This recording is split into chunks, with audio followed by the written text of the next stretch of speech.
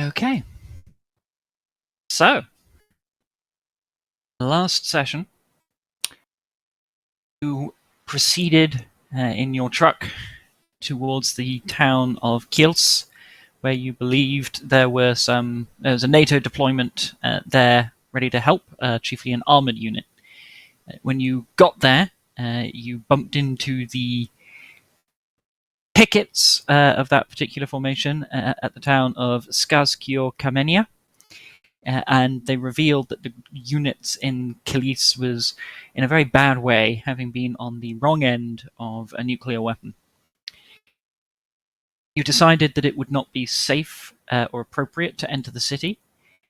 However, one of you, a sweet, innocent old man, Emil, was nominated to go there and help put wounded and dying men out of their misery, as the decision was made for everybody else who could move to grab whatever they could, walk to the picket, and then await your instructions. And that is where we will be picking up today's session.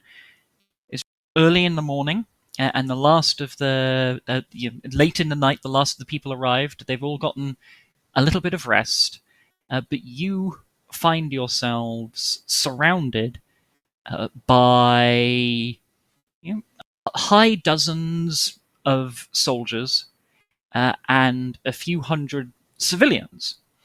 They've also brought some vehicles, a couple of trucks, I believe a Bradley, but nowhere near enough vehicles for all of the people who are here.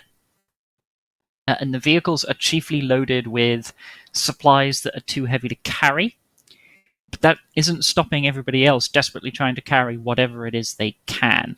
People have got backpacks that are full to bursting. They're carrying those sort of airport trundle cases down the road. They're pushing shopping carts heaped up with stuff. They've got stuff in carrier bags.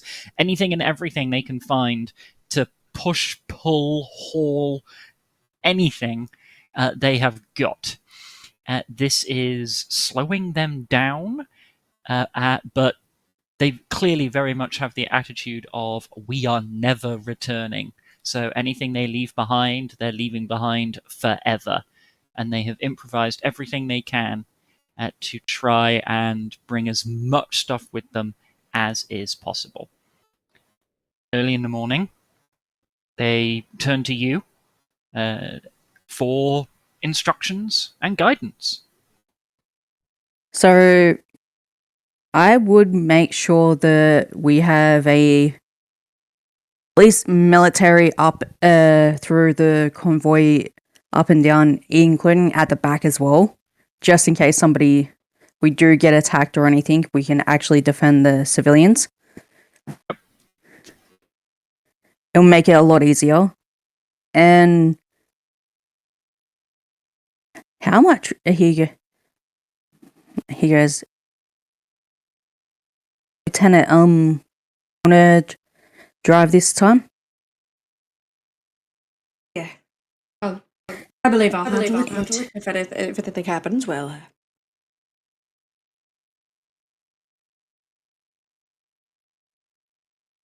They could be fixed. Yeah, because it would be better if I'm on my 2 feet walking.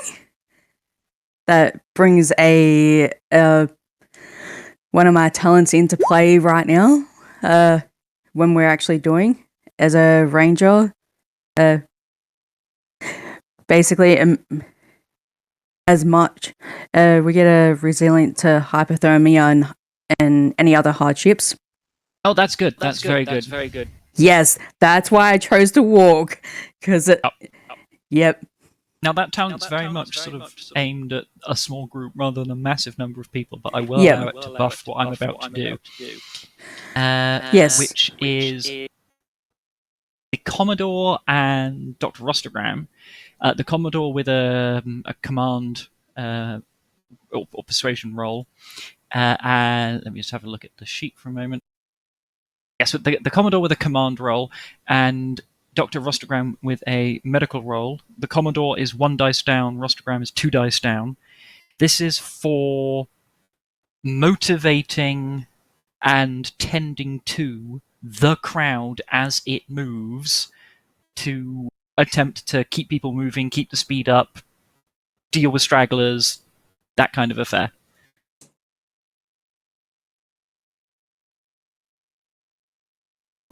Are we? I do. Thank you. Are we moving slow enough that I can forage and or hunt?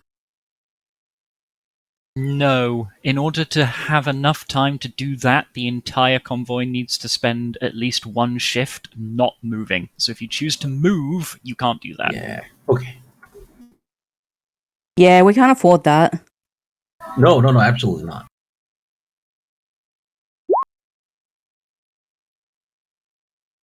Yep. Also, okay, yep, Wolf succeeds. Dr. Rostogram. You said that was medically with a -2 modifier? That is correct, yeah. Okay. Okay, excellent. You also succeed. So, for the time being at least, you are able to tend to the mass. Now, it is obvious that even with your successes, things are not going to be perfect. This is going to move slow. You've got old, you've got young, you've got people dragging things. They're not moving at the normal speeds. And you've got the sick, and you've got people who have clearly told themselves with hope and desperation or self-deceit in their eyes that yes, I can make it. I'm healthy enough. They're not healthy enough. And as the convoy starts marching, you are aware that every now and again someone just falls over and can't get themselves back up. What is your reaction to this? Okay. Well. Doctor? Yes, the doctor first, Emil second.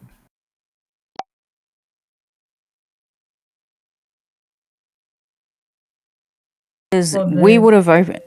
Yeah. Go first, Creeple. The nearest person who falls, she would go over and check on the nearest person who falls. Okay, you can give me just a flat medical aid roll.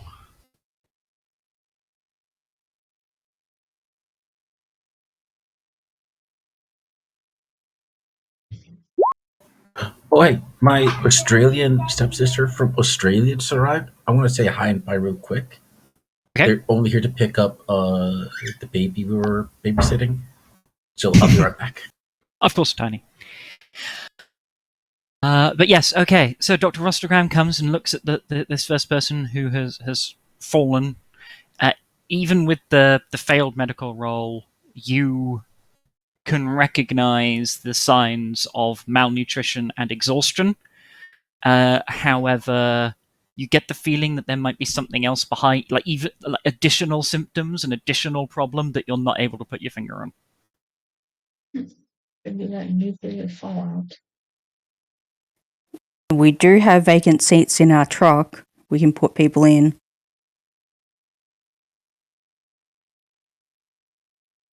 Will it be enough, Commodore?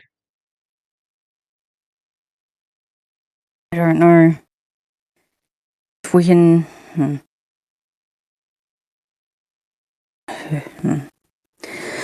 Okay, Ooh, as a side note, with your previous successful rolls, first thing that this group is going to run out of that is a problem is water. With what they've got, you'll be able to do 2 days at a push. okay. The Commodore then goes, okay. He gets up to where Solvislar is. He goes, in near the driving seat. We're gonna put some people in the back. Can you try and get back to where we are stationed with the critically wounded, more exhausted and malnutrition, and get the major to give us a ton of water for the civilians and military personnel. Just tell her we got a large convoy. We can't wait. We need water from. Is anyone else going in the truck? I'm staying with the people. I'm specifically putting. That's why I'm gonna ask Emil to stay with us, and get the critically injured people who are like passing out or something and stuff like that. See if the doctor can actually help.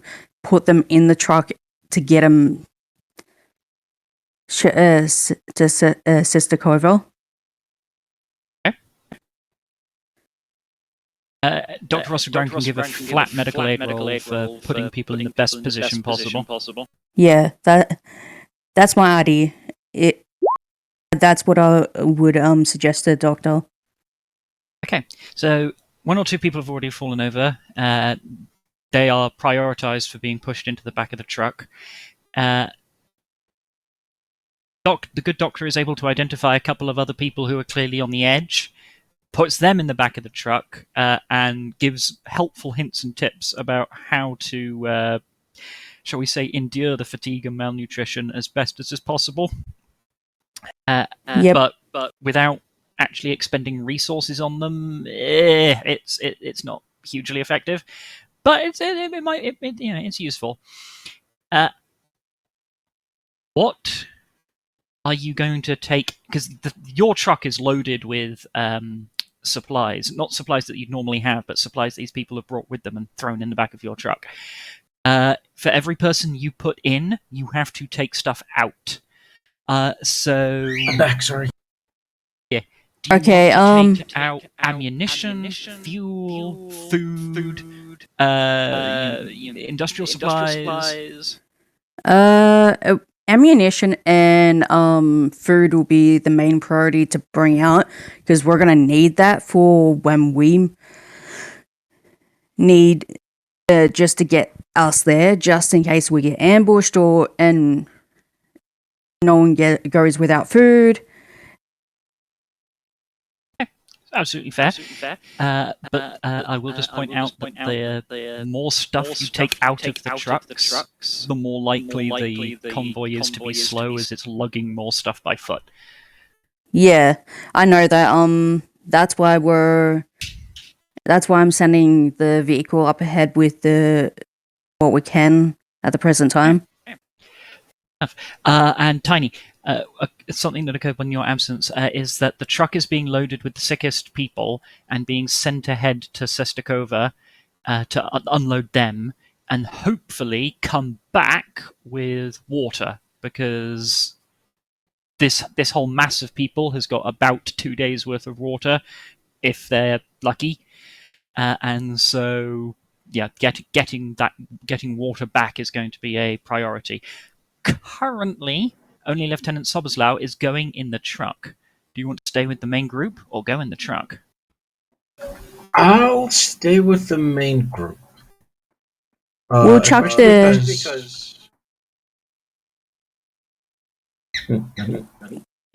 I'll just chuck the I'll give you the excuse to we just chuck our Dalton in with her. Ah, good thinking. Yes. Yes, it gives him the excuse of why he's absent. Excellent. So yeah, Dalton clambers in the truck, and I'll take Soboslaw's driving role as the shift. Let me just go into some notes for a moment.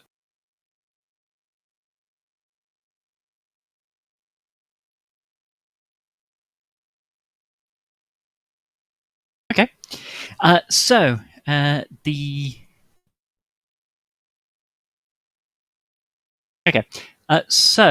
Soboslaw is able to get to here, and I'm going to use the token for the truck.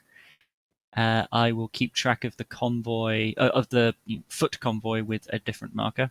Foot convoy is currently at the end of the first shift where the red X is. Okay, so Soboslav manages to get to about there by the end of the first shift, and everything is fine. The truck does not suffer any problems. There's no issues as you're driving along. I assume you press ahead. What did we do with the people that? Oh, we just put them in the back of the car, right? They've been Yes, put in the we truck did. and are being driven ahead as critical casualties. Yeah. Okay. All right. Okay. So now head into the afternoon period. Soboslav, please give me another driving roll.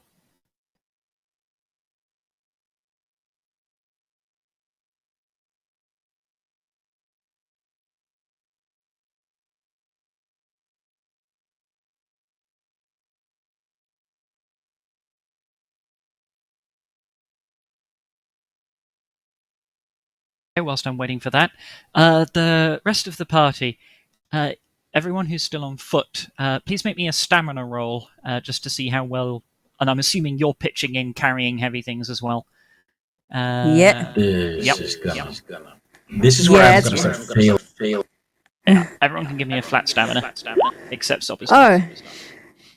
Oh, that means I can add my +1 modifier to my stamina roll because of the range roll. Hill is just rolling a lot of things, but I'll take his first stamina roll. Oh, I'm sorry. Oh, it didn't scroll down. Yeah, please take the first one. I'm very sorry. It's cool. All right. Okay. Oh okay. no, that's a bad roll. So Emil and the Commodore are able to keep up exactly as they should be. However, Dr. Rostogram, whether it be due to the weight in your back or the weight on your mind, the sight of people around you and wanting to help too many, you start falling back slowly towards the rear of the group and being part of the group of stragglers that are like falling behind the rear guard.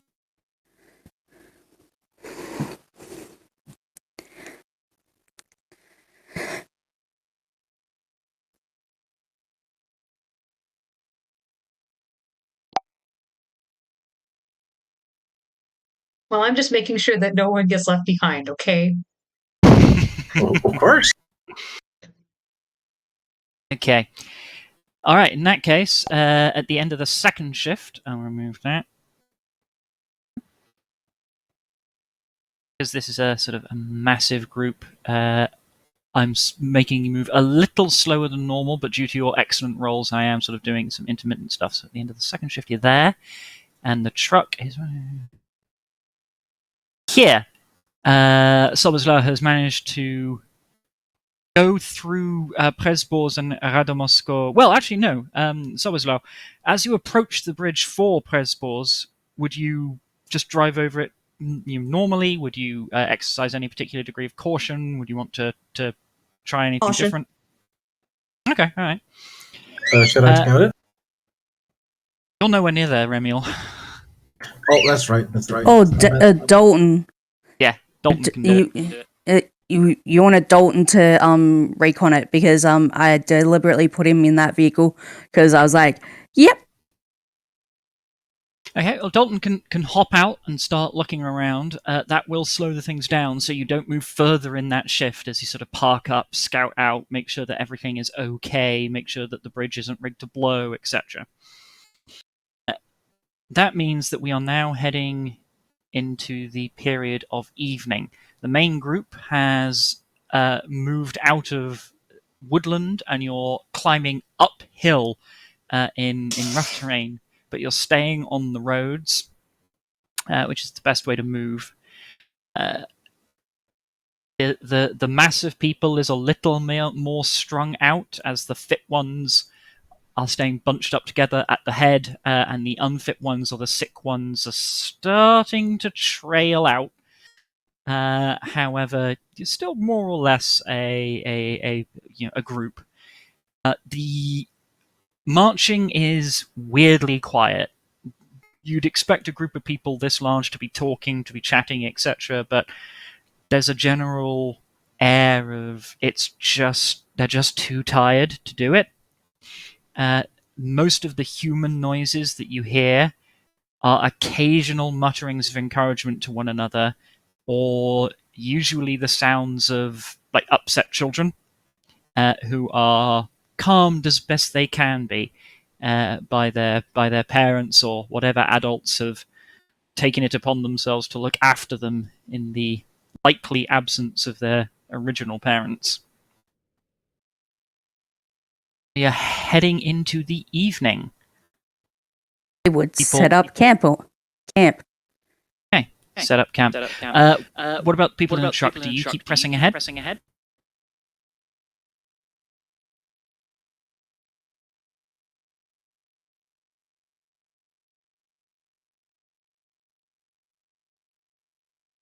Sobislow? Yeah. You keep pressing ahead? No, I think we'll stop for now. Okay, alright. In that case, you don't cross the river today, and you pitch up and start creating a camp. Oh, it's evening now, so can I use the evening to forage / hunt? You absolutely can. Yes. Do you want to forage or hunt? It's really weird that I can't do both, like forage while hunting. But hunting, it's like risk versus reward. Getting like a deer would be huge. Oh yeah. Whereas getting berries is more. Yeah. I'm gonna hunt. Okay, alright. In that case, and let me just go into this because it's a multi-stage thing.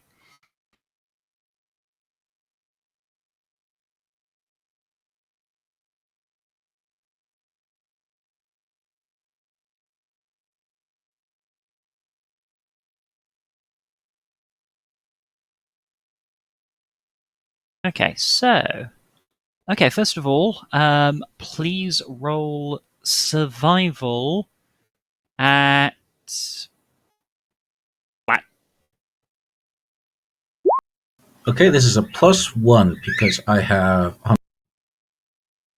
Fantastic. So you do successfully, as you stalk through the rough, hilly terrain, you are eventually able to find tracks, and they are the tracks of a.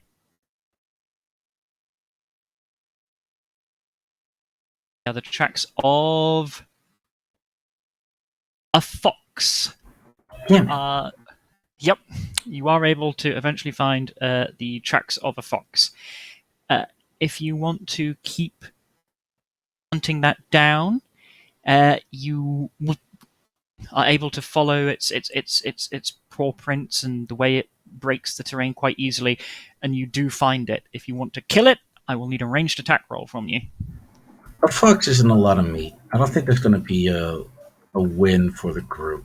How do I feel about my chances of finding other animals in the time that's left? Rules as written, you only get to try that once. However, since you've given up the chase, I will let you try one more time in the shift at a -1. Thank you. So just fly. So survival at -1, which yeah, okay. Yeah, so but I have you are +1, able, so which flat, yeah. You are able to shift and brake and so forth through the terrain. You come across a different set of tracks, which are those of a rabbit. okay. You've Yeah. actually found a smaller animal. It's better to come home with something than nothing, so I'm going to go ahead and murder it, if I may. I'll need a ranged attack roll. So I take out my last 306 bullet. Oh no! Email does, sorry. Yep. What? I just went, oh no, when you said last bullet. I was, oh no. Oh yeah. Give it a kiss. Put it in. Cock it. Do you cock a rifle? Is that what you call it? Whatever. Hey, just move the bolt, but yeah. Yeah. And then I aim and I range combat. Yeah, range combat, flat. Boom, the bullet whacks out, smacks straight into the rabbit. It's a clean kill. There's no way that doesn't kill the rabbit. And you have no difficulty in retrieving the carcass.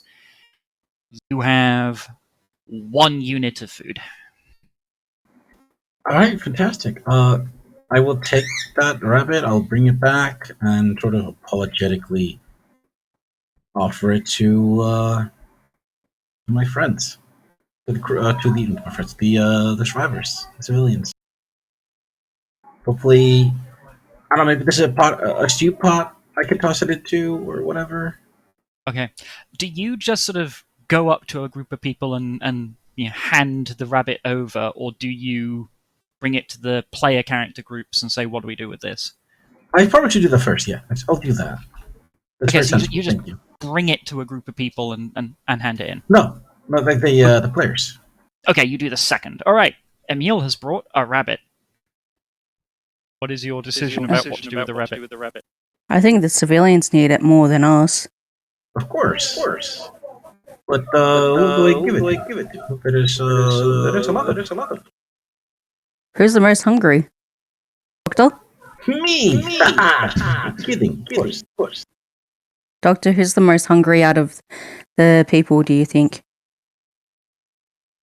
She will look over at the groups and try to remember who did she, well, I guess who was she walking next to, because she was kind of she was in the back too. Yep. There were several dozen people hanging around in the back section, and they were a mix of. They were chiefly the elderly, the young, the obviously very sick, or the parents of the young who had fallen back to keep pace with children. Fit, healthy people weren't really there. Understood. She will point to one of those groups and say, these were the people who I think were struggling the most. Although she looks around and goes, I'm not, or she looks around and she's trying to see if anybody has any sort of cooking utensil or anybody. Oh, maybe make a stew for everybody. The survivors in their, who are here in the low hundreds, have brought adequate cooking equipment. Quite often, it's like several of them clustered around, one cooking item, but they've got enough. Very good. There is other question. Please. Other question too, because Rasta Gam has pulled off her pack by now, and she looks in and she sees there's these 4 meat rations that maybe are still good, maybe are spoiled. That'd be bad. It hasn't actually been that long in character. If you cook them very well, you're going to be pretty safe. Suppose I have this that I can also show. I'm not going to eat these fast enough. Yeah, the food, we aren't going to be eating meat fast enough anyway.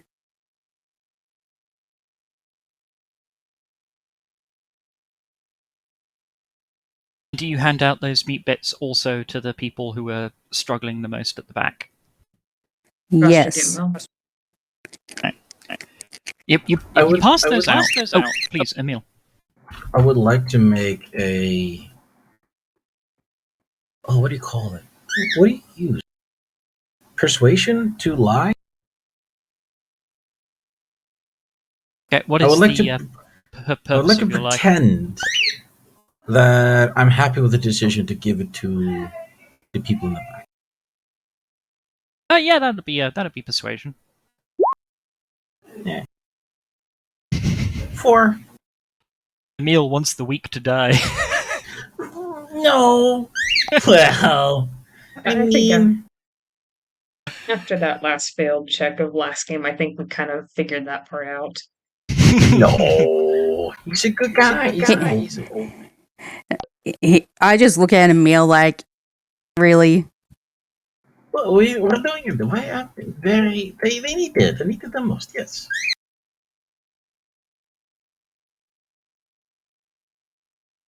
Rastregame has nothing to say to that, and just moves on to hand out her rations.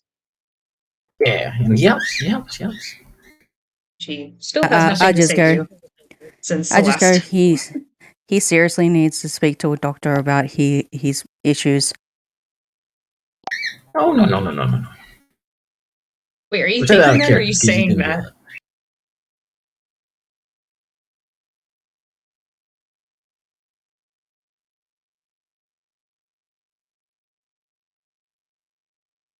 That said out loud, or was that just a thought?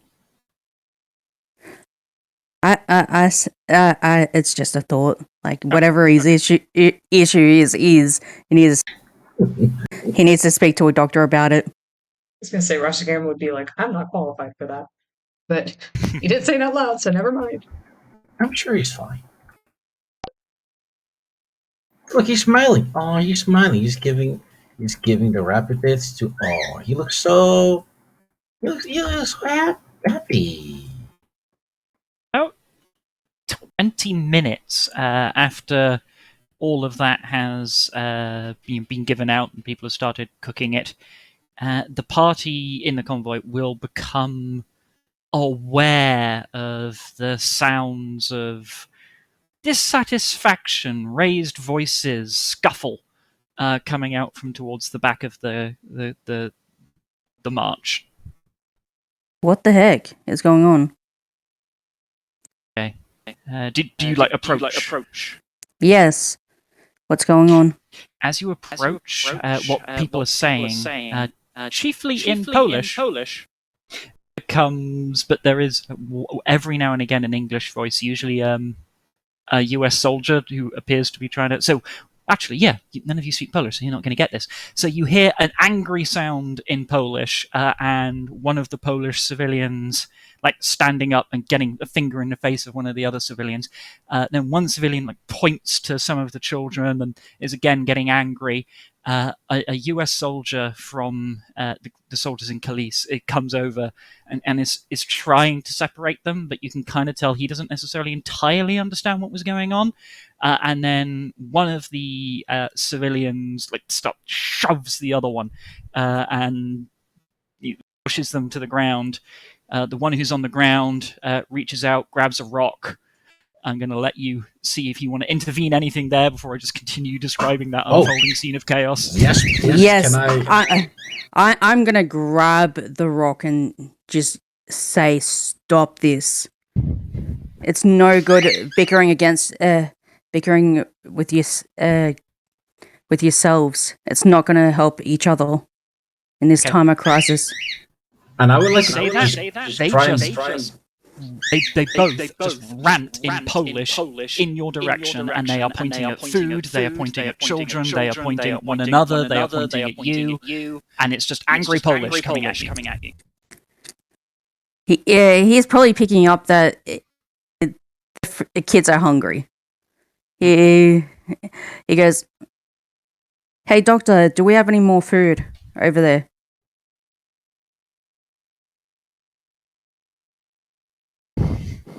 I yell back, "Doctor, do we have any more food for the kids?"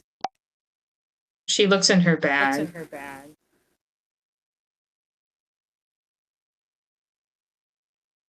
And she sees that she still has field rations. Because I know we grabbed it.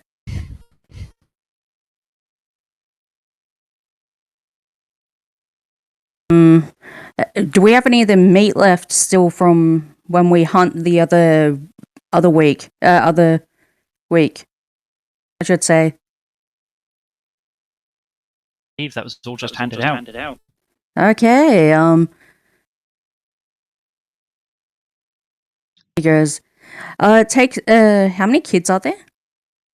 I mean, there are quite a few throughout the entire group, but in this little incident, there are 3 children involved. 2 children appear to belong to one group, and 1 child appears to belong to the other group. He goes, we need 3 rations for the kids. If you have to take it out of my backpack, go ahead. As So well. we're out of game question. Would a normal ration for an adult be something you could split up for children? You kind of get the feeling that that's what these people are doing already, but yeah, you could split that ration up, and it might sort of supplement the split rations they've already got. But children generally eat, particularly once they get about halfway through, they generally eat about as much as adults do. So it is somewhat abstracted. But if you were to say give 2 rations, those could be split between 3 children, and it'll probably work. I do have exactly 2 rations. Roster game That's will why I pull said- out 2 rations from her Yeah. bag. She suddenly, after this whole I'll trip, just she go- suddenly lost 3 pounds.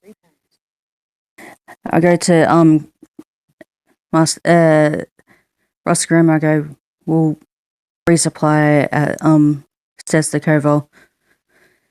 He goes, hands over the rations for the kids. He goes, would this suffice? There's lots of looking in between one another, but eventually the adults who are involved in this, like, gently take the food whilst side-eyeing one another, and then they sort of split off into their own groups, and you can see them handing food out to children, and then they very consciously try to get as far away from one another in the convoy as they can. I think it was just food. That's what I was working at. Yeah, food will be a problem. People Lucky we won't have that problem when we hit Sestakova. Yes, right. Did I? Was the food we gathered? Was that my food? No, it was Roster No. food. Oh, okay. It was Rostergrams. Now, here's a quick question. Did people see her pull that out in front of everybody? I would like to think that she had some discretion. But if she didn't, then she's going to need to be sleeping next to that bag with a loaded weapon. If you went out of your way to go and get inside a truck or something that would obscure line of sight, then no. But if you just did it standing in the open, then it will be very obvious. So you'll need to be behind something. Of course, the problem is I suspect have a truck to duck into. I suspect you were behind something. That's why I was yelling back at y'all. Well, yeah, that's absolutely fine. We can absolutely do that. Okay. So, night comes, and quite a few of the civilians and so forth set up campfires. There's no shortage of wood around here. The campfires, however, are very smoky. This is not properly treated, burning wood that's been left for a year or two to dry out. As a result of which, it is filthy. But it works just about. Who wants? We're going to need at least 2 people to be on watch, so one person can go to sleep whilst the other's on watch. Who wants to volunteer for watch duty? Me. Emil, I'm going to need one other person. The Commodore. All right, you can both give me recon rolls, flat. First off, I am bringing my 47. Absolutely.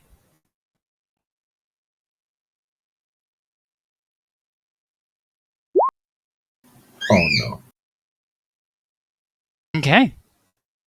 So, Emil, your watch is silent, uneventful. Nothing occurs. Commodore Wolf, your watch is silent, uneventful. Nothing occurs. It is a gentle night. There's quite a bit of noise, but that's from the convoy.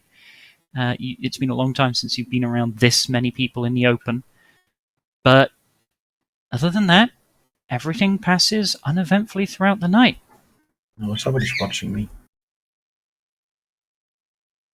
Okay, come the morning, everybody from both groups, strike off 1 unit of food and 1 unit of water from your sheets. If you don't have them, tell me.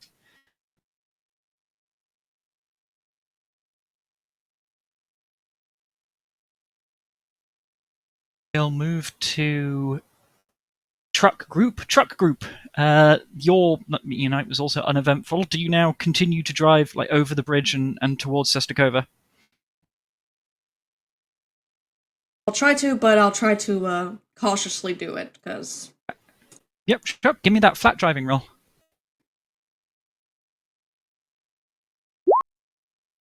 Okay, that's fine. That's a success. And also, you can make me just a flat perception roll. Got it. Oh yeah, recon perception. Okay, all right. Let me just roll something in the background.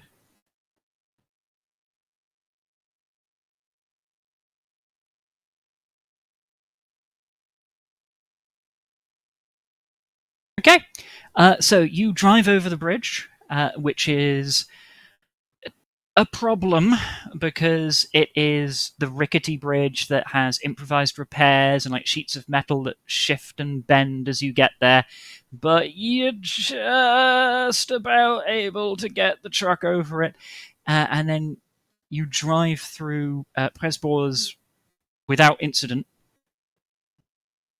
You'll also drive through Radomosco, which you've driven through several times before now. They actually are familiar with the sight of your truck.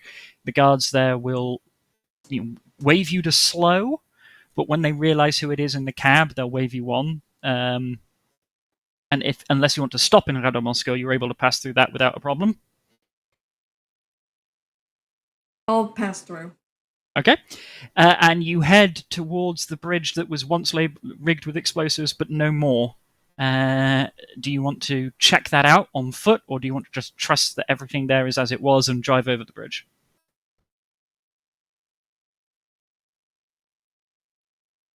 Better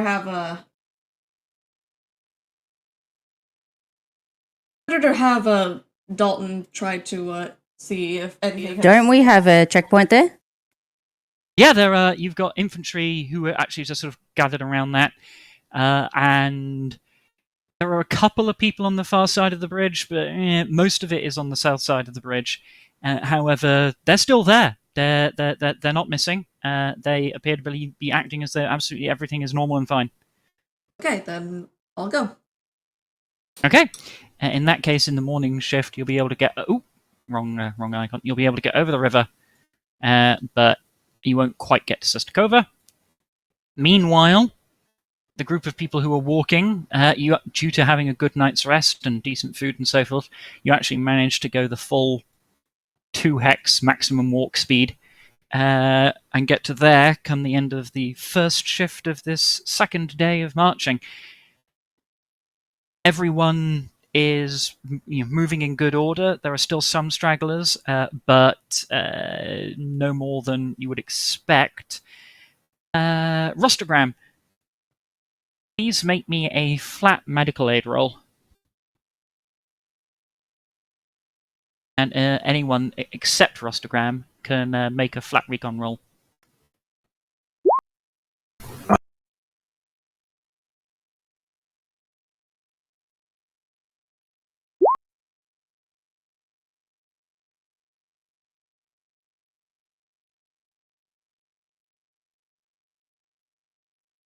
Okay. So, Rostogram, you're able to keep people more or less fit, and are able to deal with people as they start, again, peeling off, falling over, getting exhausted, sitting on the side of the road. You're able to keep encouraging them, keep them moving on. Emil, Wolf does not realize this. Emil, there hasn't been a formal head count. That would not be practicable. But as you sort of get on a little high point as you're marching along and look back over the entire group, this group is smaller than it was last night. It's not like hugely Yes. smaller, but it's smaller. People are not here. Well, I don't really have time to like go back and look for them, like genuinely. Hmm. Uh, You'd estimate you've lost about 8-9%. that's okay. That's something. Well, I don't think there's any room for shenanigans here. Do you mention anything to the Commodore? That's what I'm thinking. I think, yeah, like if I go back and scout for them on my own, like that means I'm gonna be left behind. Yeah, I'll tell the Commodore.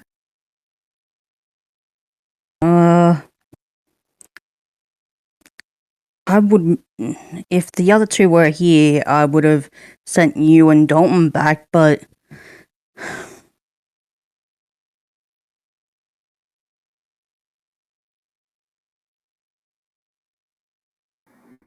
I can't go back and do a search, but I will it'll not be be a look. behind.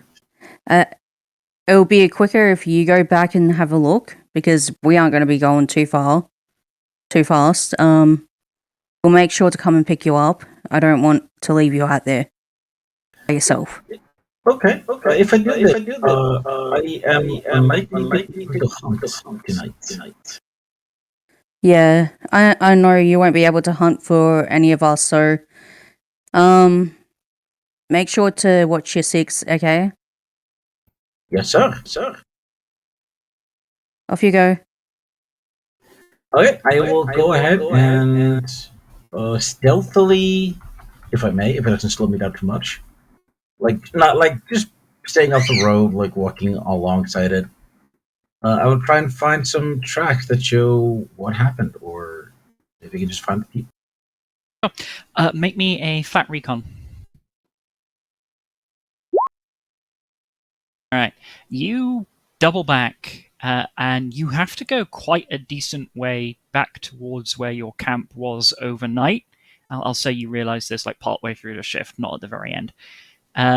You have to walk back a decent way towards where your camp was overnight, and then you notice something that you kick yourself for not having seen during the night, because it must have happened whilst either you or the Commodore were on watch, and you just didn't see it. Which is that a decent number of tracks leave the camp at night, and they are heading in a northwesterly direction, whilst the group has headed in a southwesterly direction. Oh, so if I try to follow them, I'm not gonna make it back tonight, am I? It will be difficult, not impossible, but it will be difficult. Well, okay. Tell you what. This is what I do. If I don't if I don't catch them tonight, I'll catch them tomorrow. So I'm going to track the stragglers. Okay, it's a large number of feet, so once you've found the trail, it's not hard. They get back on the concrete road pretty quickly, and they're a relatively easy track to follow. But they keep going. They're moving at a decent speed, and they've got a head start. Do you stay on the hunt?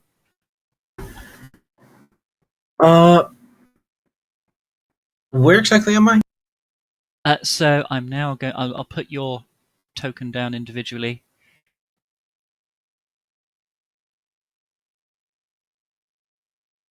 You are now. Ooh, wrong token. You are now about here, like at this junction in the road, and the trail goes off in that kind of direction, northwest. At this point, I have decided that, or Emil has said that, no, this is not very exciting. They're just heading to Suliov. Mhm. And you would know that it is a NATO city as well. Exactly. So I'm not worried about them running into the Russians and Soviets. So, okay, I'm going to start heading back to my people. Okay. We'll now move into the next shift. We'll start with the main group of people in the convoy. This does not include Emil, so this is basically Commodore Rustagram and several hundred NPCs. You are able, without much incident, as you start trekking through woods again, to reach the river with the rickety bridge. What is your plan when you reach the rickety bridge? He goes, "Oh, great." He goes, "This is going to be fun." Doctor. He goes, "Okay. I'm gonna let the people walk over first before starting to move the vehicles over, because it will slightly wriggly over for the vehicles.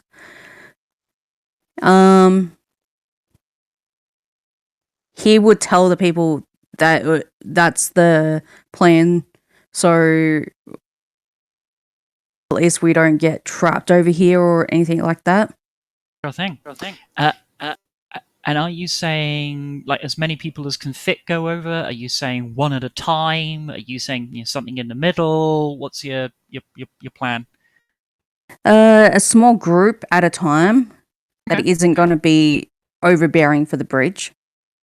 Okay. You can please roll me a tech roll flat as you like try to guesstimate what you think the bridge could hold. Can Rostergam also do that? Yes, absolutely. I'm not there. That's right. Oh, Fantastic.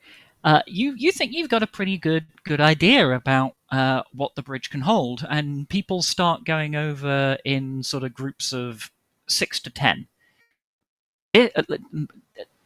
Most of the bridge could unambiguously hold more weight than that. That's just the weakest points could take that much. Due to having successfully identified this, the margin for error here has gotten significantly larger. Please, one of you, roll me a D100. Low is good.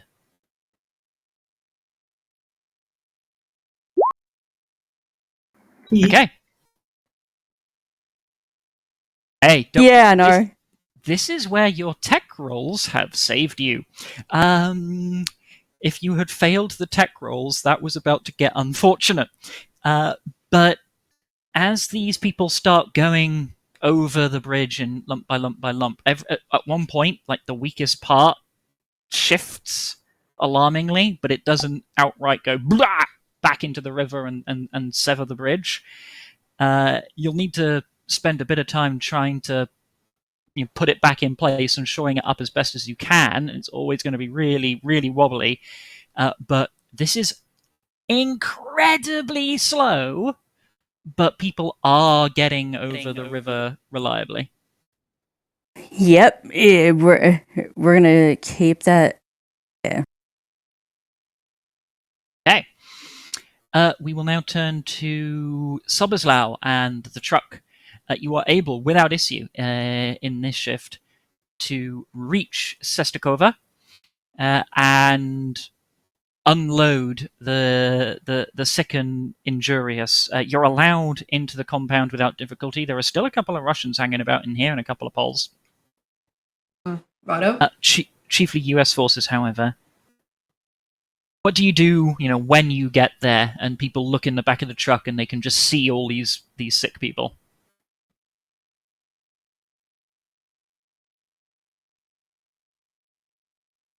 They'll need a lot of water. They'll need a lot of assistance.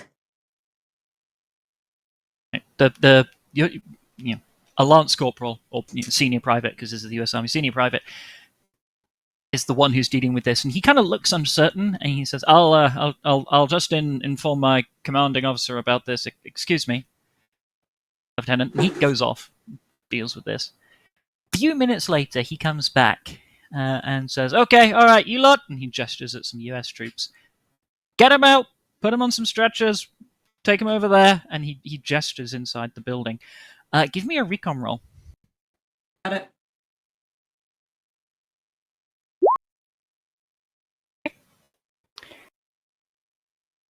I just have to check something real quick.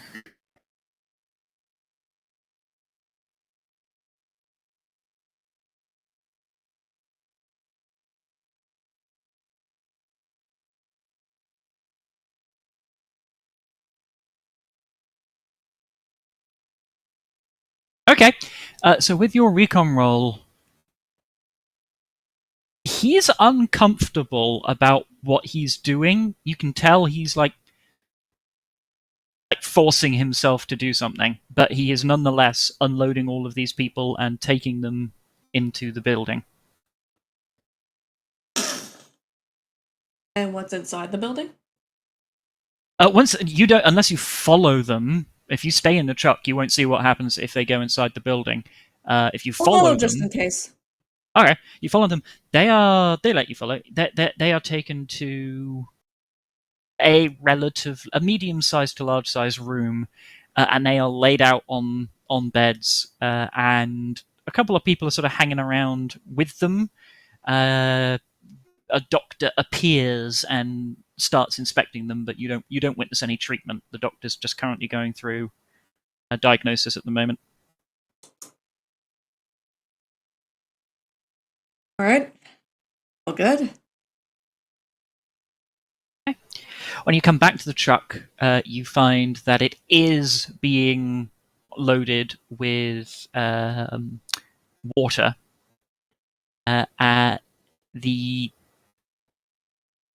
You are asked by one of the people who's loading, "How many people do we need to get water for here, Lieutenant?"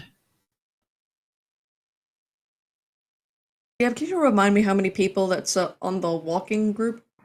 Over hundreds. 100. Oh, low A few hundreds. Yeah. A few hundreds. Yeah, hundreds. The hundreds. Hundreds. Okay. Okay. So let me just doing some quick math here.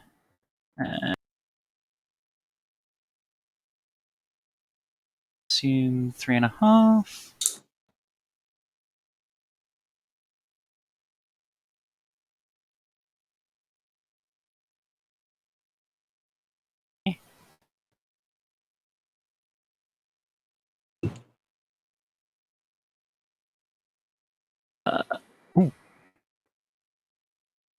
That cannot be right. Oh, okay. So that's 208. That's going to be 5. Okay. It takes a considerable amount of time, and there is lots of gesturing and so forth. Well, And I guess during that time I could actually try and do some maintenance on the truck's engine. yes, by all means, make a tech roll flat, because there's plenty of equipment around here. Oh wow! Oh yeah, no, yeah. During that shift, that engine is completely repaired and does not have any further issues. God dang. Yeah, you are earning your Remy cred there as you completely fix this engine that was sort of hanging on the edge. It is completely resolved.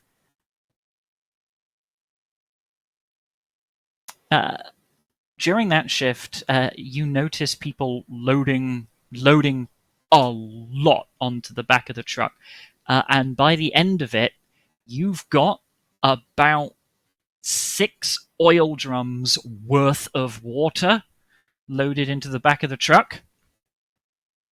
And they say, "This much is all we can spare right now. If you give everyone everything they want, that's an extra day's worth of water." Understood. Yeah. Out of character, I worked out that the convoy is going to need about 1,000 liters a day. Jesus. Yeah. That's how much water people drink. Jesus Christ! Yeah, I drink a lot. Yes. Yeah. I was assuming about 300 people.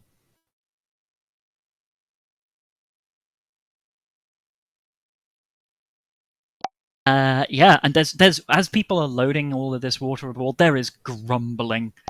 You can tell there is a degree of dissatisfaction about what is going on here. If you tell them that there are US troops there, it may solve the. There are fellow US. There are US troops within that convoy as well. Yeah, they'll give you a look, but they don't argue back. They keep loading the water. There's a general tension in the atmosphere, but they don't actually resist, and will completely load up the truck throughout the remainder of that shift. Got it? Okay. I'll now move the group token over to our side of the river. Emil, please give me a stamina roll. No, please.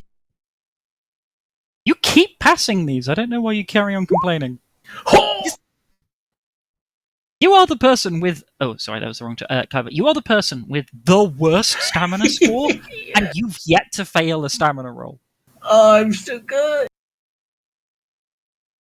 I can't keep getting away with it. Yo, man's showing us up. Yeah, you're just tempting fate. But okay, so the group manages to get to about there.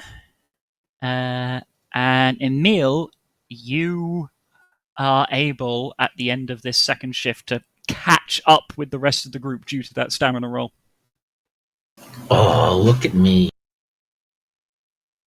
Okay. Well, I report in. The last night, I believe a group of maybe 8 people. No, there was a lot of people, wasn't there? Several dozen. Several dozen people snuck out of our camp and headed northwest. That's They're okay. They're following the road. They probably run into our NATO friends up north. They're probably take them in up there. Yeah. So I decided not to follow them any further and came back. We'll have to talk to the people at Presca to see if I can get our large convoy through to Presca in person, so on foot, by myself, so it doesn't look like we're attacking or anything like that. It is now evening, so Yeah. I'm gonna carry on. I'm gonna let them. I'll tell them to set up camp, and I'll go over and request to pass through in the morning. Okay. We'll deal with the diplomatic moment first. So getting to the town of Presbos is not a problem. It is a low population settlement, and it looks as though it's been hammered pretty hard, but you do manage to find a couple of survivors and so forth in there who have presumably been the ones who have been in some way involved in repairing the bridge. They are very clearly looking very nervous, even as you approach just on your own. They are deeply worried and unsettled about something.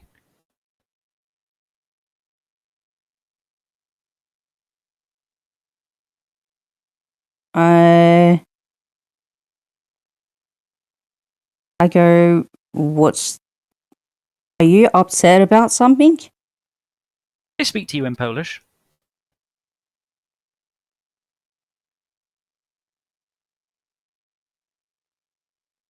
I wish I sat down with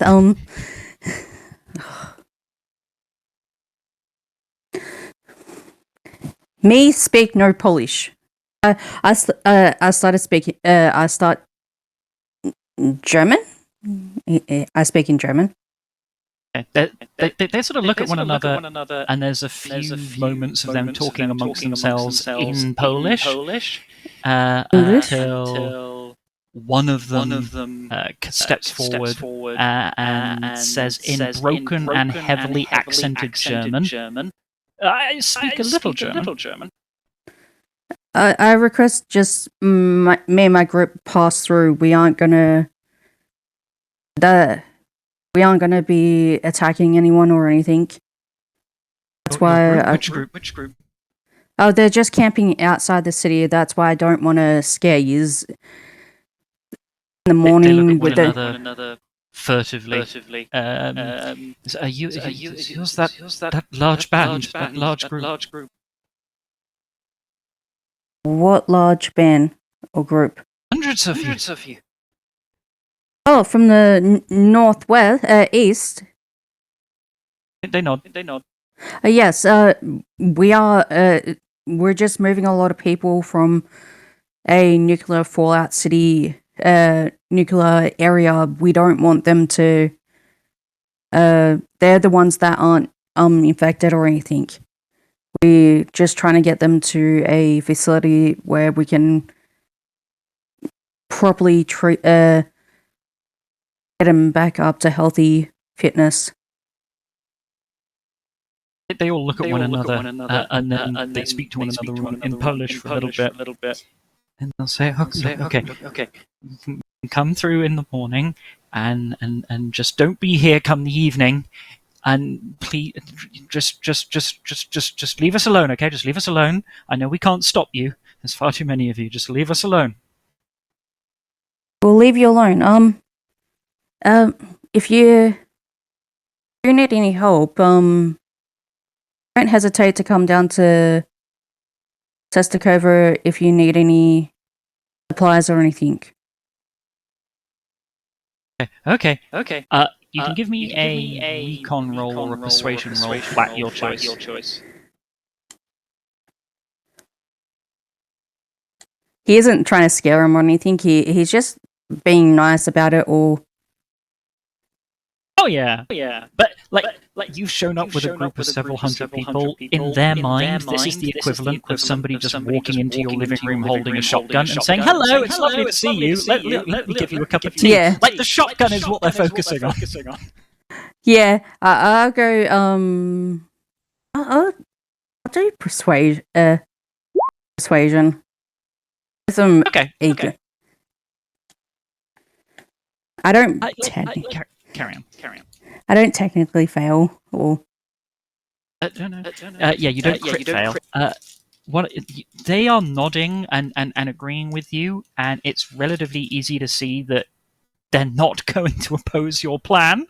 Not so much because they like you or agree with you, but because you've got more people than they've got bullets. So it's very much a case of, yeah, we'll give you anything you want. okay. We'll be through the morning. Just we won't be here by nightfall. We won't. Okay. They are just agreeing with anything you say. He goes back. I'll see you in the morning. Have a good night. And he goes back to his group, and he tells the other two. He's like, "Yeah, they're really scared of us right now." Yeah, I would be too. They're But literally scared. We'll see. They're letting us through. They don't want us to be here at night for tomorrow night. So, yeah, we'll leave you in the morning. I told them we're gonna just pass through. Yep, we're gonna be passing through, and we'll make it to the next bridge probably by nightfall tomorrow night. I'm guessing. All right. Lieutenant Soberslau in the truck with water. In your evening shift, Do you spend more time in the base, like eat, talk to people, do various things? Do you jump right back in the truck and start driving?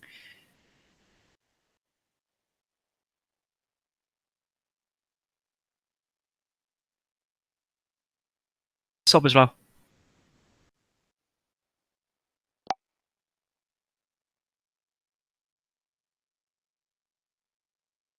Ah, okay, right. In that,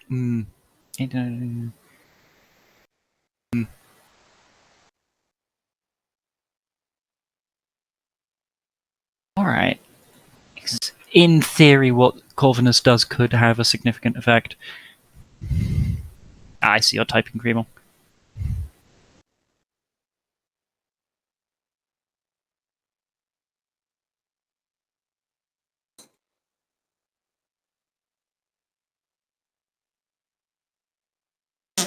Better head back out and try and deliver the water as quickly as possible, because I just kind of feel like Absolutely. something's not going to go well if he just stays there. Okay. I'll take your previous driving roll, which was excellent. You know that you're going to be able to get pretty much to there most of the way in the evening shift. However, in order to just reach them before you rest, you're going to have to drive through the night. I'll sacrifice, I'll take. Say again? I'll take it. I'll do it. All right. Make me a driving roll. However, before you do, make me just a flat stamina roll. Got it.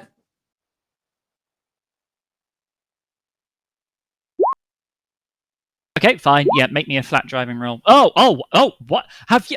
Are you like cheating? I know you're not. It's basically impossible. But you've clearly bribed Roll20 officials. I made Roll20 my little bitch. Damn right. So you drive through the night, and we'll come to that in a moment. Prespors, the main group during the evening group, they're sort of settling down. Dr. Rostogram, you can please make me a medical aid roll. Just pure flat. Okay. Please roll me a d6.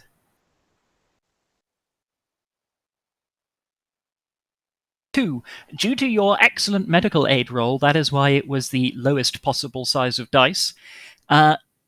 You again tend to people as best as you can, but there are a few people who, as I mentioned before, clearly were lying to themselves about how healthy they were and how ready they were to travel in their state of sickness, and were just desperately taking a gamble. As a result, about a further 2% of the convoy dies throughout the night of various maladies, chiefly related to radiation, but also still fatigue, other problems, pre-existing medical conditions, infections, heat stroke from marching under the sun all day, all of those sorts of affairs. And nobody needs help with that, right? Nobody needs help with dying. They're good on their own. Oh, they manage it on their own. All right, good for them. Good for them. All right. You stay away from them. They're not old Yeller. Don't shoot them. God damn. Even though Rostogram can be quite confident that her excellent medical work stopped far more people dying tonight, she is nonetheless confronted with a she could not save everyone situation. Does Rostogram have any immediate reaction to this?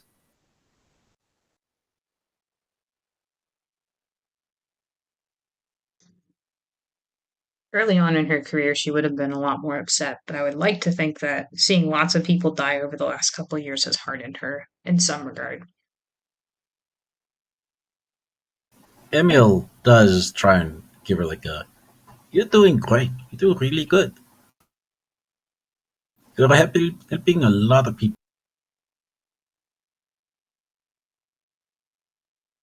And we do offer to bury the people. Okay. On the You? Yeah, bury the people, yes. Oh, jeez. All right. Who's going to be on burial duty? I suppose I We're should. gonna make it shallow at least. All right. Whoever's on burial duty, make me just a flat stamina roll. No, I can't. No. All right, Dr. Rostogram, you have been very busy. You have been walking, you have been marching, you have been tending to people's wounds and infections and problems. You've probably worked harder than anyone else today, and here you are digging graves. It's just too much. You dig really shallow graves. You are too exhausted to do like proper ones. You also. Would your character, when confronted with this exhaustion, give up on the idea of digging individual graves and just dig a pit for all six? Or would you insist on digging individual graves? Please, just put them in a pit. Like, put them in a ditch and dig over it or something. Shovel over it.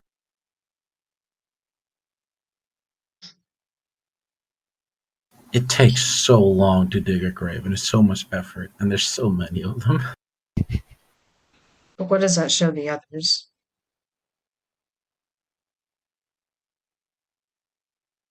What does that show the rest of this convoy if we can't even respect those who have already fallen? It shows them that we are more worried about the living than the dead. That we are focused on getting them where they have to be. If we can't respect both the living and the dead, then we kind of lose our humanity process. Maybe I can't. I don't know about that. But do you know that we have a lot of people that need to get there as soon as possible?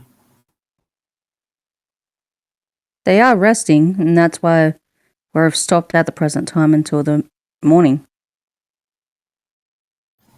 All right.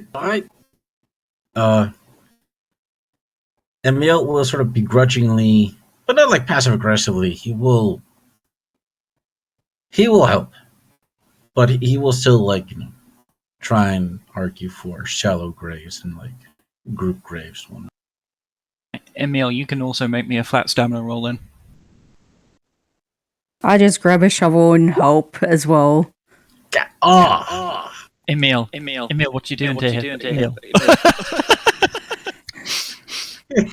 Well, is this only he's done graves before? He's really good at it.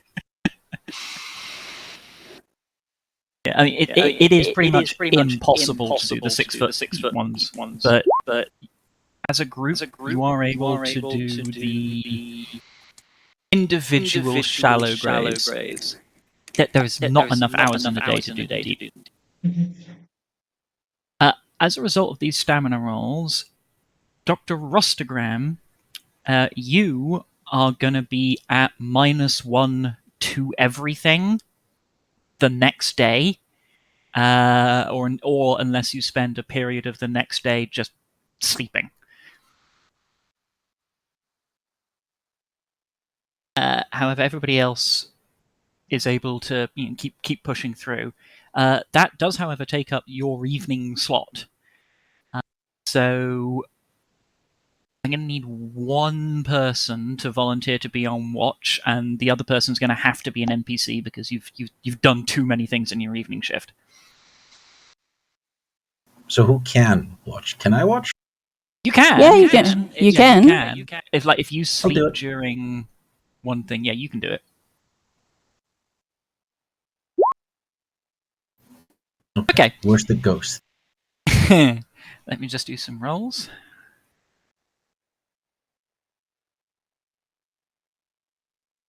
What ghost? There is no ghost. Back. What I miss? They're digging I didn't graves. kill anyone. Oh, digging graves. Oh. I'll just mute myself until it's my turn. Okay. Oh well, it's about to be. Someone spoiling it there, but I think you'd have worked it out pretty quickly. Emil, partway through your watch, which is the proper night watch, you become aware of a truck approaching. Oh shit. Okay. Any identifications? Anything? It is the pitch of night. You can just see the shape of a truck. It's going to have to be next to you for you to make out insignia. Do I recognize the engine sound? The silhouette? Any silhouette I can recognize? Anything? Give me another recon roll. Okay, that's very good. I mean, it's a Soviet Ural truck. The same kind we sent ahead. That is correct. All right. In that case, I will quickly report that to the commandant. Hopefully, that's our friend. But just in case, I will get in position with my AK, take aim, and get ready. I'll get out to get up to just see who it is and be ready, just in case. We let the truck approach. Lieutenant Soboslav, as you are coming out of the far side of Presbors, you come across unambiguous signs of a large number of people all gathered together. Campfires, makeshift shelters, general mass of people. Even in the dark, there's no way in hell you're going to miss that. I'll stop. Yeah, it's Lieutenant Soboslav. They're back, and they've got enough water for the entire convoy for one more day. Hey, welcome back. Thank God. Holy water! Critically Welcome wounded is back. going through a triage, so I decided to simply drive back, get everyone some water if some of them need some. Yeah, we'll probably make it to the bridge probably by tomorrow. I already asked the village if we can pass through in the morning, so you might as well get some rest as well. Are there any feathers that I could potentially pick up at ferry?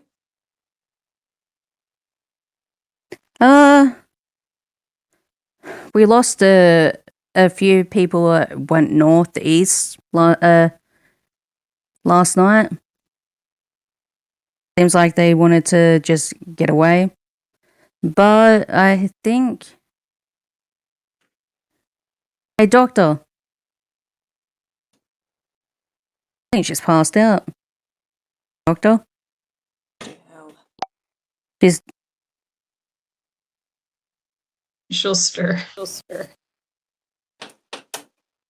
Hey, do you have any people that you want to send ahead?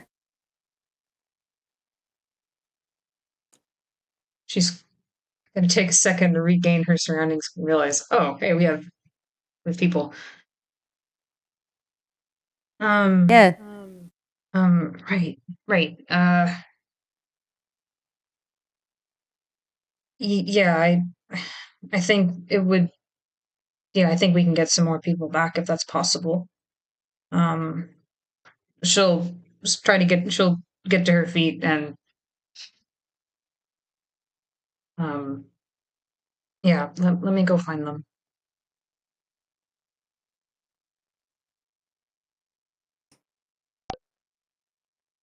Might as well send a small group at a time up ahead. The ones that are straggling behind.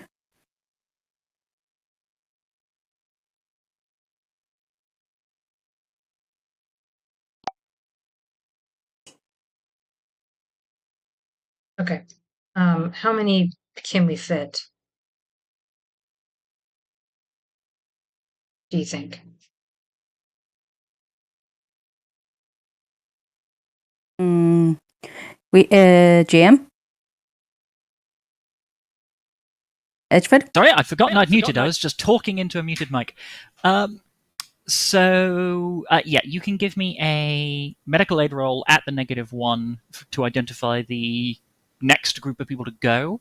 And in terms of size, if you want them to be like out on stretchers or lying down, then like 5 maybe. If you're willing for them to be sat up and squeezed in a bit, then a dozen.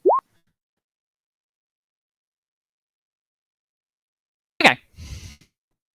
So Soboslaw is able, not Soboslaw, I apologize, Dr. Rostergram is able to identify the next batch of people who most need to go in, and is able to work out who is well enough to be sitting and who has to be laid out. This means that you're able to get the worst off in there in the most efficient way, and you manage to get about 6 people in the back of the truck.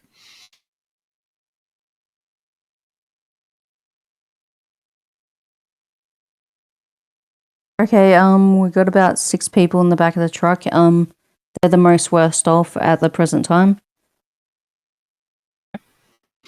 Now, is the truck going to remain there like throughout the night and drive off in the morning? Is it going to drive off in the afternoon? When is the truck leaving?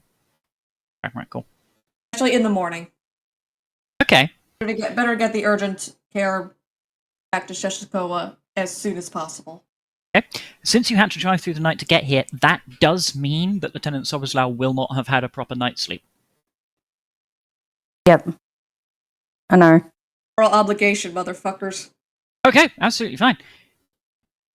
Okay, so morning comes.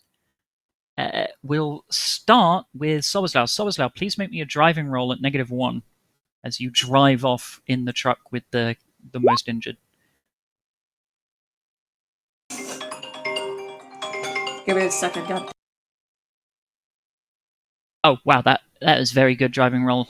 So yeah, you are able to drive off without difficulty, and you'll get when you reach the bridge again. You are permitted to go over the bridge without issue. You won't reach Sestakova this shift,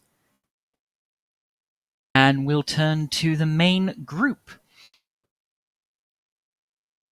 Presumably, you all start marching in the morning after a night's sleep. Yep. Okay. You are able in the morning shift to reach Radomsko without issue, as people all keep hiking on the road. Go ahead to talk to Radomsko. Do you stay with the main group? What do you do? Okay, I'm gonna go ahead to go and speak to Romagosko to let us through with this group. Yeah. It'd be better off if I go. What's that? Whilst you were marching through Presbors, you didn't see anyone. Okay, now I'm a little concerned. So I'm going to run up ahead to see. I turn to Emil and Rostagram to say keep alert, and I'm going up ahead to Rosta Sokol. Radomsko, do you mean? Yeah, go up and meet the. See if I can actually get us through. Okay. Give me a recon roll as you sort of approach on foot. Okay.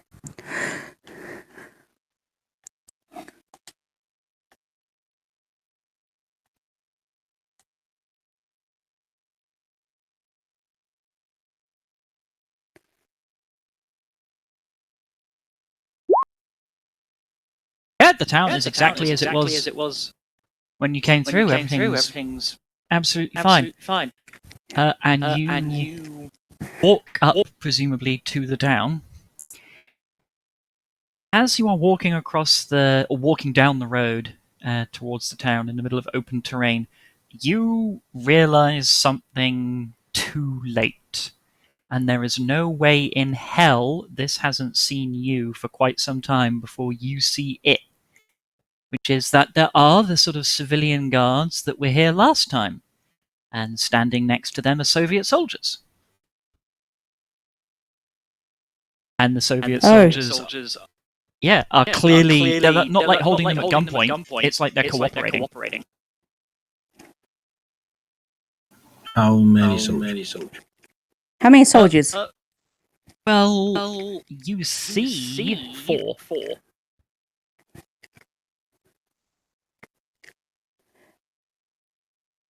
And they are pointing at you. With finger? Yes.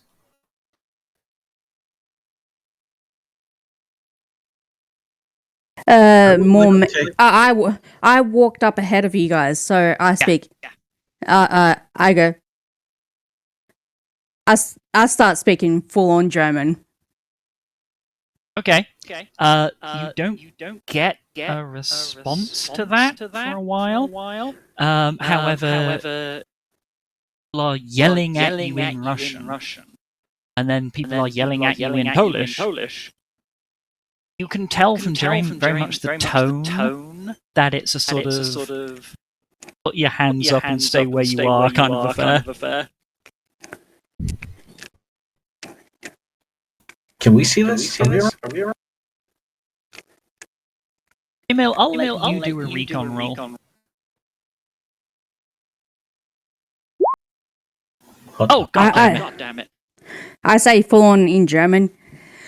You betray your own people. All right. They do not understand that. Emil, you're on a little rise, like a way back, as though you were keeping an eye on things. You notice you don't really notice the Soviet soldiers, but you notice the Commodore come to a suspicious halt. And Commodore, do you put your hands up? I put a finger, like I would say hand gesture of hopefully Emil gets it that hopefully you can take these guys out. All right. Just a hand gesture of enemy. Give me a flat persuasion roll, Commodore, just to see if you get that across.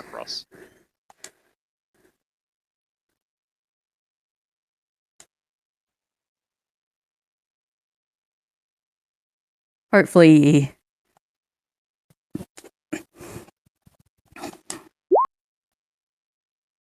You managed to successfully indicate to Emil that yes, there are hostiles ahead. And do you mean to indicate to him, please attack them, or are you just warning him? I'm warning him, and if he wants to attack, he can. All right. Given the fact that you rolled recon like a god, when you're told there are hostiles ahead, you kind of refocus your vision, and you notice the 4 Soviet guards, just regular infantrymen, who are with the civilian guards here. But you also notice a little further into town what appears to be a BMP that was not here before, and a BMP carries more than 4 guys. Oh shit. So yeah, there's more than just what we can see.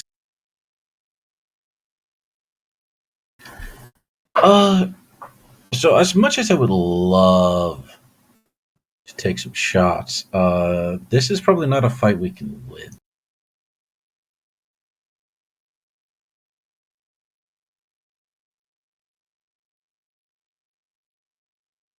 So I guess I'm not taking the shot, but I stay in hiding, get my gun ready, like I cock it, ready to go. Ready to go? That's absolutely fair. Commodore, your perspective, nothing is happening except people are continuing to yell at you in Russian and Polish. I continues to speak in German. Okay. They continue to not understand. Their shouting is getting more aggressive.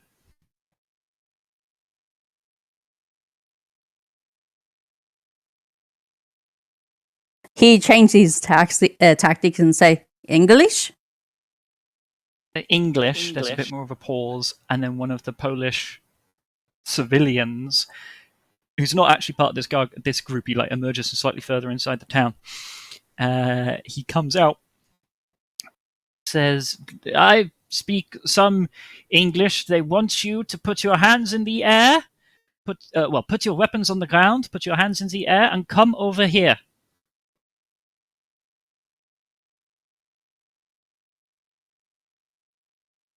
Am I under arrest? There's a few moments of visible confusion. Until eventually one of them says, "It's you're wearing a German uniform, and they want." Like, there's this element of, "You're wearing a NATO uniform. What the hell were you expecting?" Like in his voice. He says, "Look, they were just coming here. Look, they've just come here recently. Make sure that everything's okay." Oh, if we have no issue with you guys or whatever these guys came from. There's some conversation that happens in Russian and then in Polish. You get the feeling that like Chinese whispers is being played. Somebody who speaks Russian and Polish and is speaking to somebody who speaks Polish and English, until eventually it comes out and says, "Look, they say this town is under their protection. We pay we give our contributions to the great cause, and they come here and make sure that we're all right." And somebody told them that hundreds of people were coming, and they're here to make sure that that doesn't happen and that we're safe. I see no hundreds of people. What are you talking about? Oh, again, there's conversation in Russian and conversation in Polish, until eventually they say, "Either you put your weapons on the ground, hands in the air, and come over here, or you start running." I'll back away, and you guys can have this city, and you can have it. It's not my concern, whatever you are doing here. And he leaves. Yeah. You leave. When you leave, there's like more angry yelling in Russian. If you look over your shoulder, the guards are clearly debating amongst themselves about something. One of them raises their rifle at you, but then another one like leans over and puts the hand on it and like pushes it down. And like they clearly haven't made up their minds about whether or not they're going to shoot you if you leave, but it's probably only going to take them a couple seconds to resolve this dispute. Emil almost shot him. I'm gonna run before they get the chance to decide. Yeah, you run. Do you just like run straight down the road, or do you jump into the nearest bush or ditch as soon as you can? Bush or ditch. Yep, sensible. Okay. After a few minutes, you are able to wind your way through cover back to the convoy of a couple of hundred people.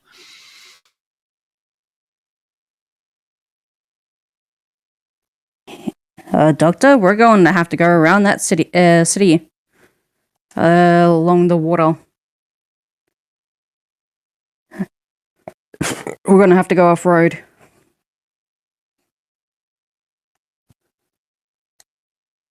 Make it to the bridge that way. And warn our people.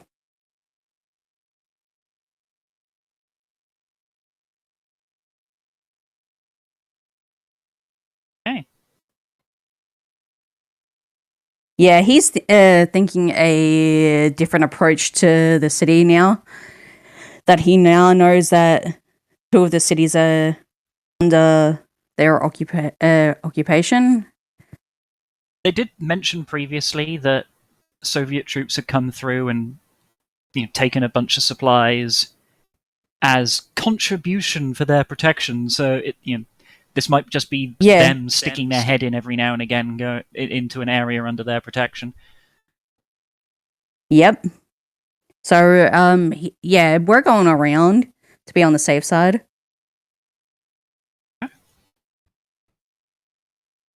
Okay. It's at this point that we turn to Soboslaw and the truck. Soboslaw, as you are driving north with the next... sorry, I apologize, you're driving south. As you drive south towards Sestakova, without issue, you are able to unload the critically injured, and they are again taken away and carried off towards the same room as before. Do you stick with them, or do you just let that happen?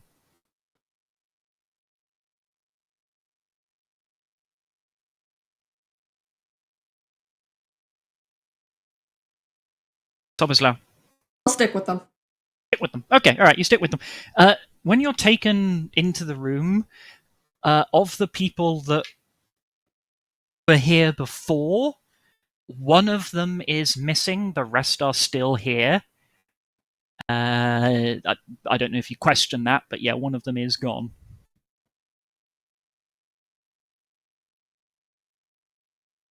If I may inquire, what happened to one of them? A guard who's at the room looks over and says, he just didn't make it through the night.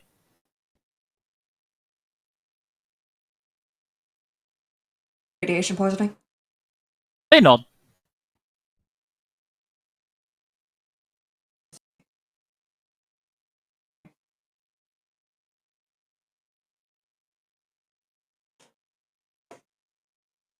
A green circle is lighting up, but I can't hear you, Zugov.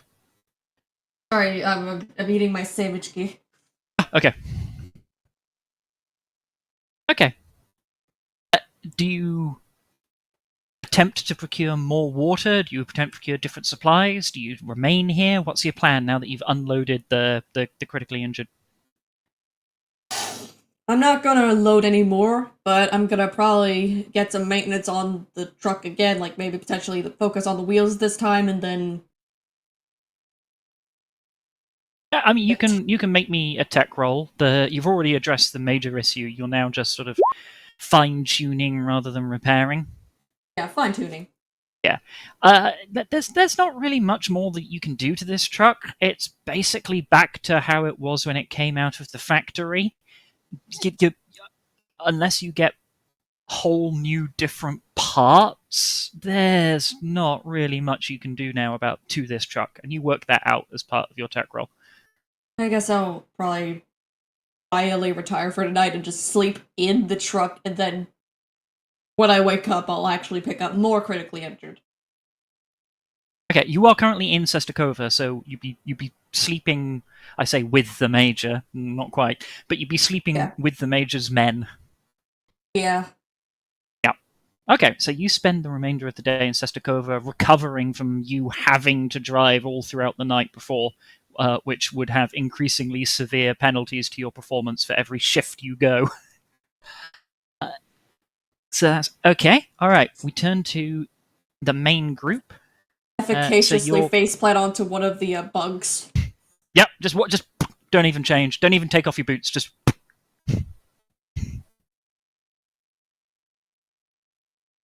All right, we turn to the main group. Do you want to go straight south? Yeah, we're going south. Everyone can make me a stamina roll. Okay, stamina it is. Hot dog. Tiny. What are you doing, Tiny? Oh. I'm doing really well as it turns out. Yeah, it is.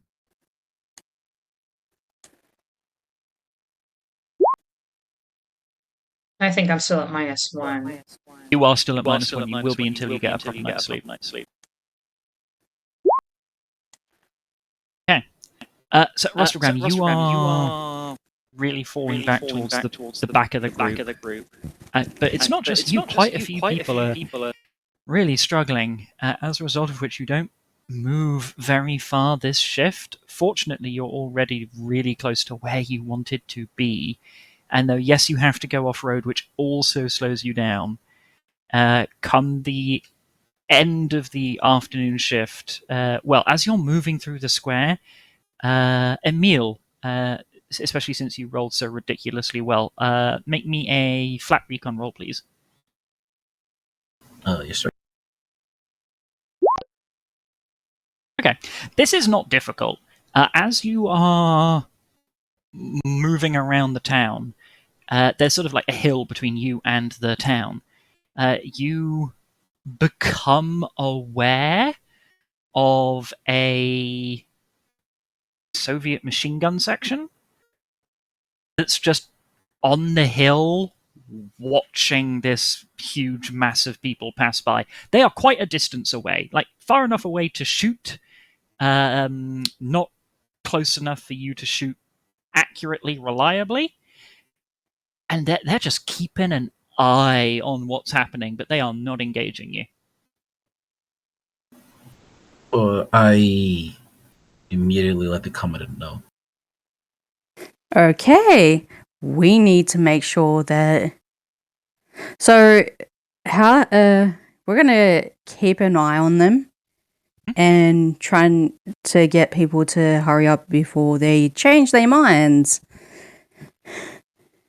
Yeah, well, as the convoy keeps marching, they keep watching, but they don't follow you. And as you get further away from Radomsko, they just watch, and they just they're clearly just making sure that you're not gonna do anything weird. And since you don't, you're able to move past them, or move, like 90 degrees past them without problems. And they don't open up, they don't do anything. And the whole group is able to get here, the bridge. At the bridge, there are several more American soldiers waiting, and there are some trucks waiting. I walk across and speak to the captain and give the password. They give the password, they take the password, they give a nod. That all works absolutely perfectly.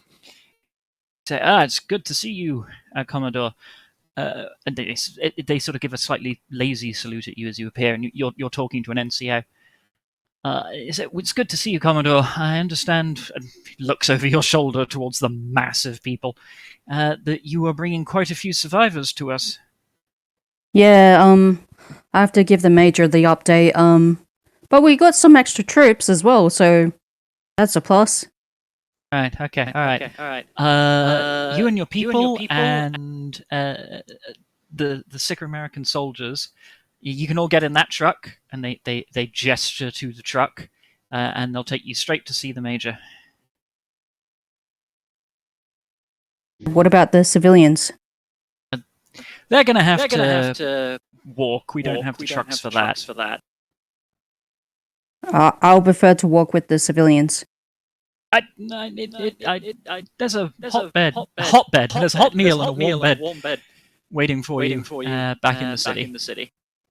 I prefer to walk with the civilians. Give me a persuasion or a recon roll, your choice.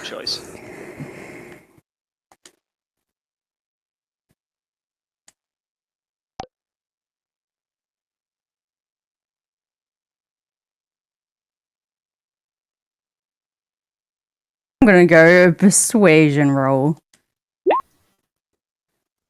All right. There's nothing peculiar in his behaviour. He seems entirely normal by this.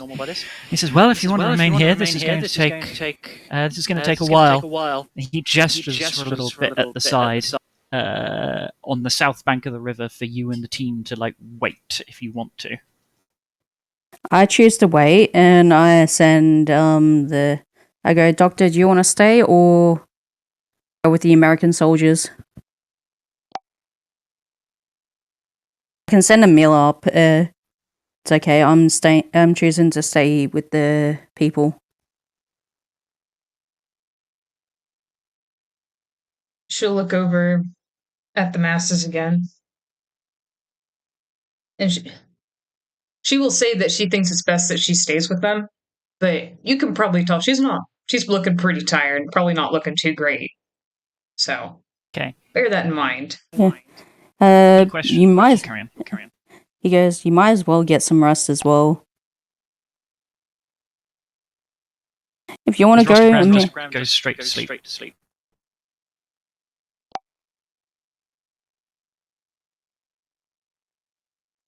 If the Commodore is ordering her to go back to base, she will go back to base. Like, that's kind of... He isn't ordering you to. He isn't ordering you to. Okay, so there's no official order. I'm not giving you an official order to go back to base. He's like, I'm choosing to stay. If you you can choose to go, or you can stay. He's allowing you to stay.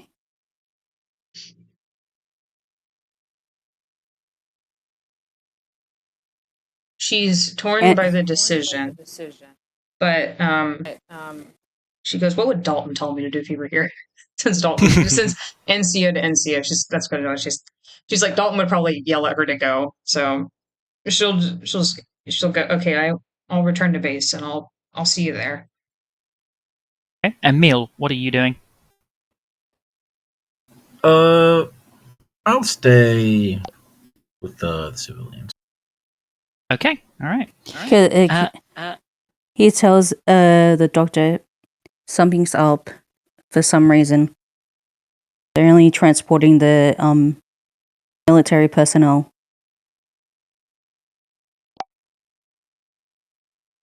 Did Lieutenant Sobislaw have much to report on the wounded who we've brought back when he was here? Not yet. Not yet. I need you to go and talk to the major and say we're bringing a whole heap of civilians that aren't going to be a threat to us. They need a sanctuary. Audible British snoring is heard in the background. All the way. Man, he really does snore loud. No. Yeah, over several kilometers. At the mention of going to see the major, she will nod and straighten, and I'll do my best, Commodore. It's okay. Just report on the status of the people. They aren't a threat to us, okay?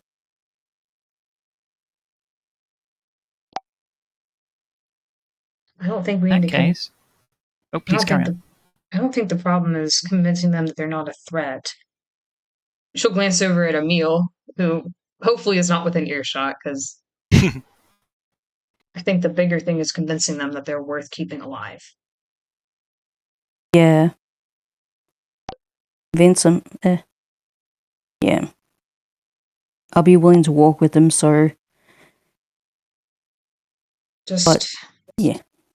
Just be careful, Commodore. Yeah, I will be. But he goes back over and tells the guards that there are Russians at the village up ahead. Back there. I nod.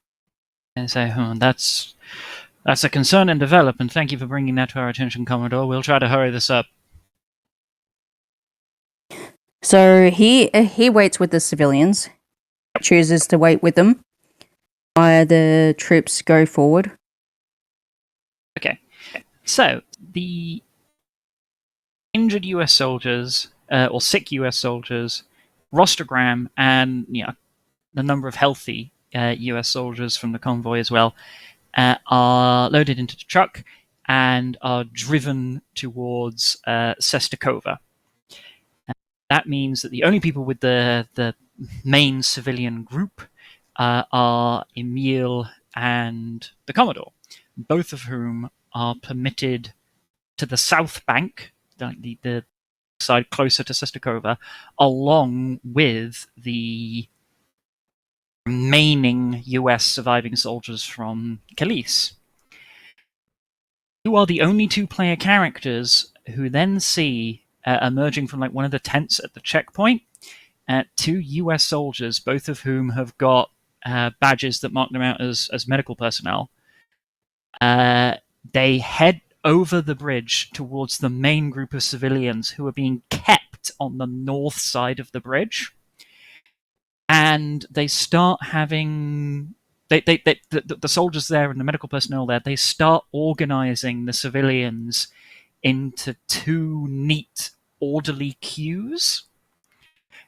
And then, one by one, you can see these medical personnel talking to the survivors.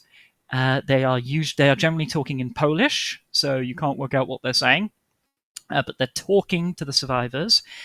They then start looking in their eyes, they look in their mouths, they ask them to do like jumping jacks and press-ups, and when you start seeing those exercises and they start asking them to bend, and like every now and again they'll tell them to take their shirt off and they're looking at armpits and so forth, they're performing medicals.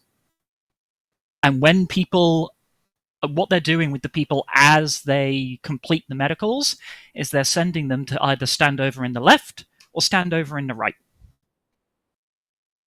Oh, Yeah. no. Yep. I go, why two different lines? They're in two different lines because there are only two medical personnel, one line for each person. Okay. That's so innocent.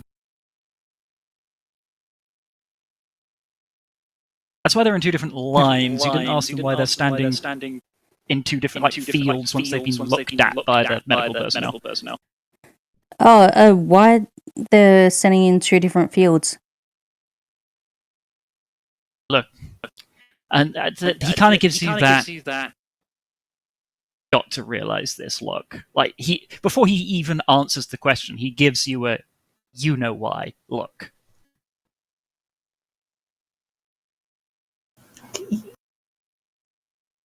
He is not going to execute them right now. Does the Commodore say that out loud?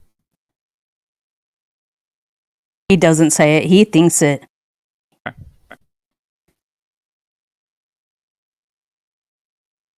They may not be executed. Maybe they'll just be left behind. I go, do you have a radio? We have a radio at this base, yes. Oh, good. I'm gonna borrow that for a minute.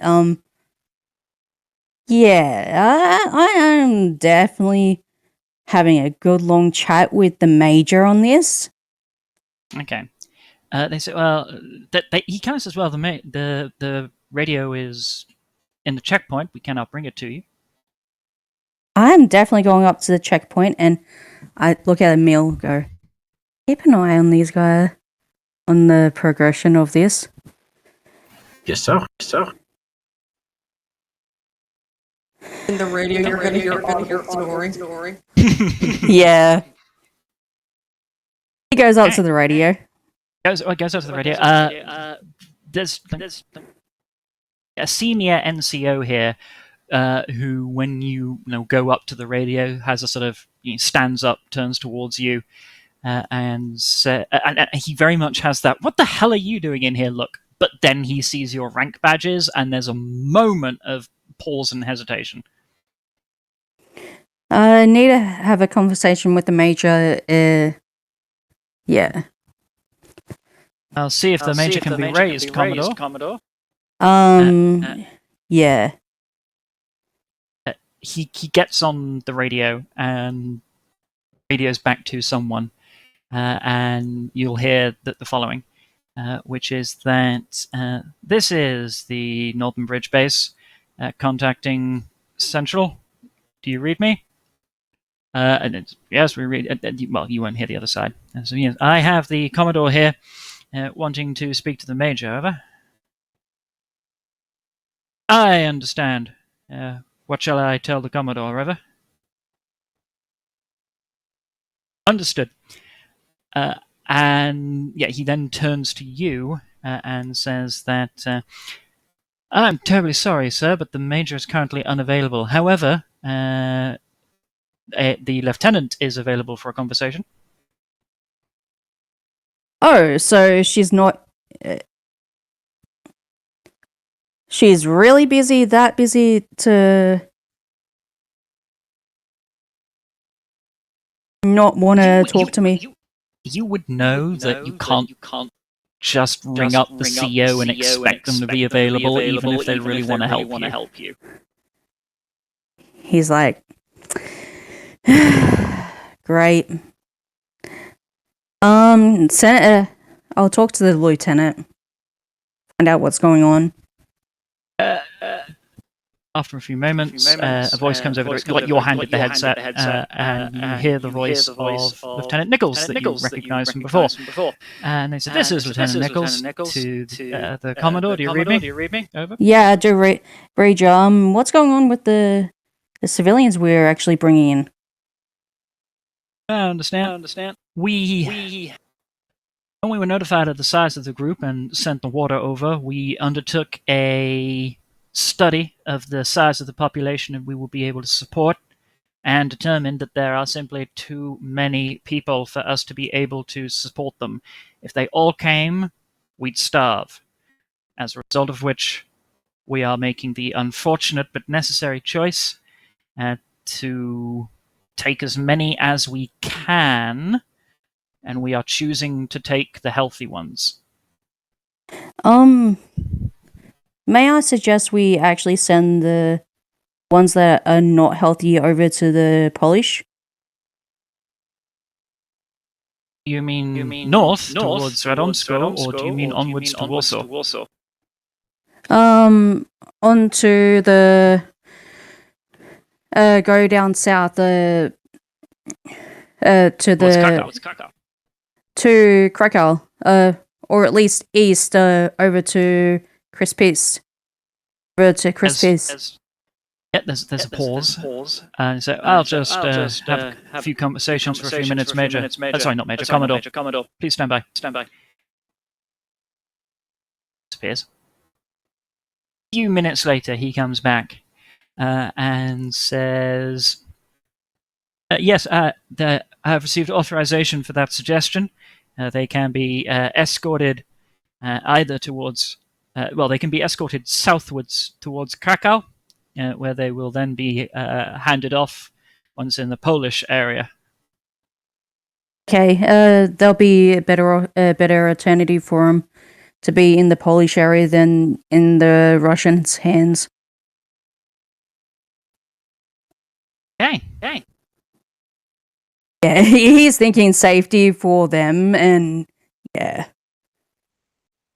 Well, Emil, that takes a little while. You would see, and it's obvious as time goes by that the people who are passing the physicals are standing on one side, the people who are failing the physicals are being made to stand on the other.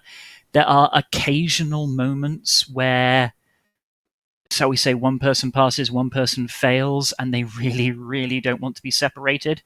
There can be moments of high emotion. They're often like screaming at one another occasionally, or trying to like rush over to the other side, but the soldiers are forcefully keeping them apart. He goes back out and he goes to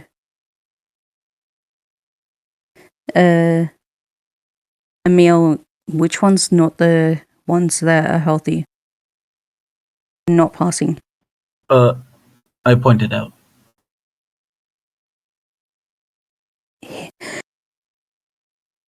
These other ones, they seem to be not going well. He goes over to the ones that are not passing the physical. He goes and sees them, and he gets them over and all crowd around so he can explain what's going to happen. He says, you guys aren't passing the physical, but we are going to move you down south to the Polish army, hand you off to them, so they can actually help you a bit better with the resources they have. They have a bit more resources to help you and sustain who's down there.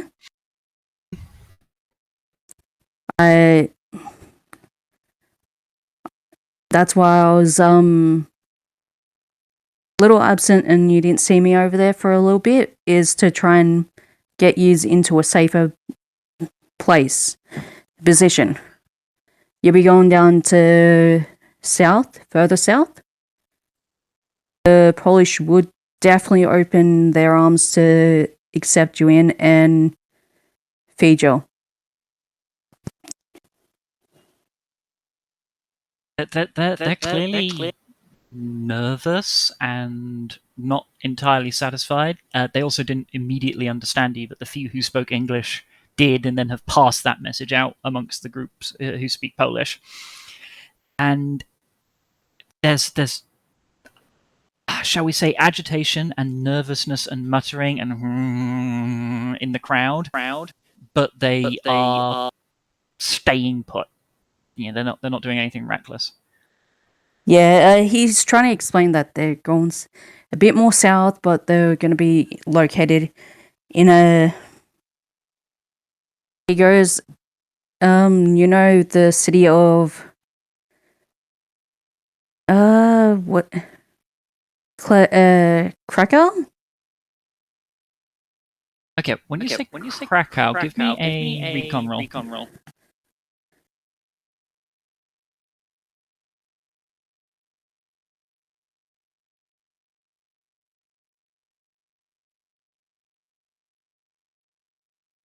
Okay, that's a success. When you say Krakow, about half of them look really hopeful, half of them look terrified.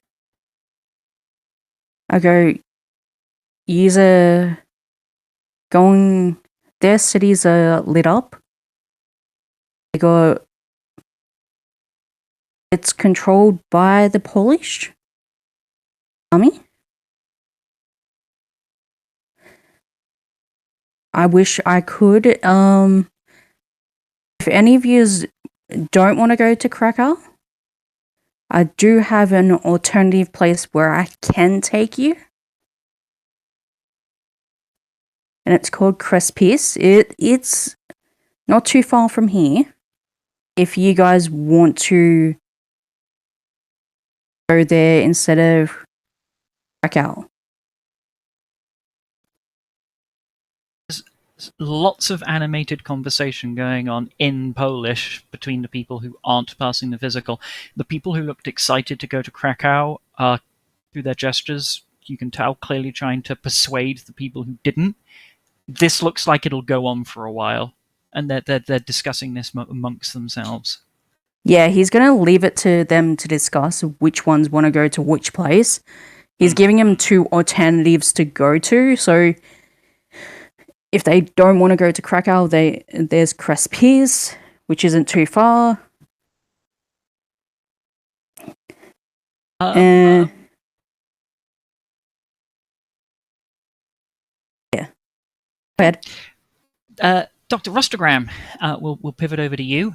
You and your truck arrives in the city of Sestakova, and you're driven without incident straight into the depot, where there is a great deal of activity. Lieutenant Soboslaw is still sleeping, but there's a great deal of activity.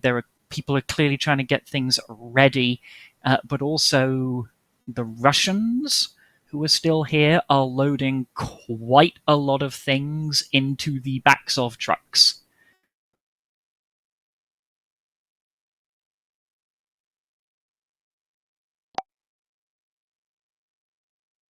She will just turn to one of the other soldiers in the truck and just go, "Looks really busy here." And you talk to, say, a private, and the private says, yes, it's the Soviets. They've managed to get the whole place clean. They've purged the chemical contaminants from the base below, and they've managed to get rid of the local radiation effects. They've scrubbed it. I mean, the whole city isn't safe, but here, gestures to the depot, they've scrubbed it. And now that all of the work is done, they're taking their portion of the supplies and leaving. They'll be gone soon. Oh well. I guess it has been a couple days since we were last here. She doesn't really probably know much about chemical cleaning, like that kind of work anyway, so it's not like she's going to be like whether that's suspicious or not. She's probably too tired also to know any better.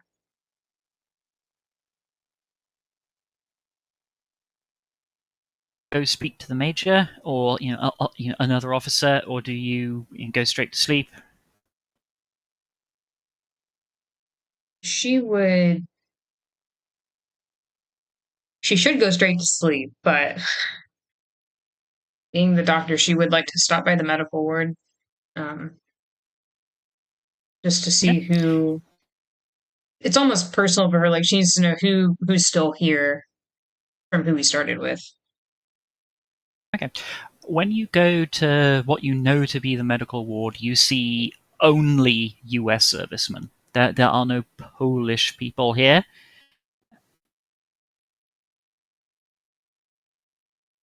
She will.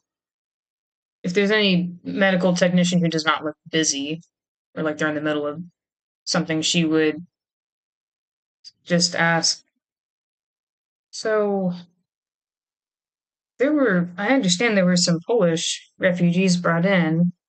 Have they been moved to a different wing?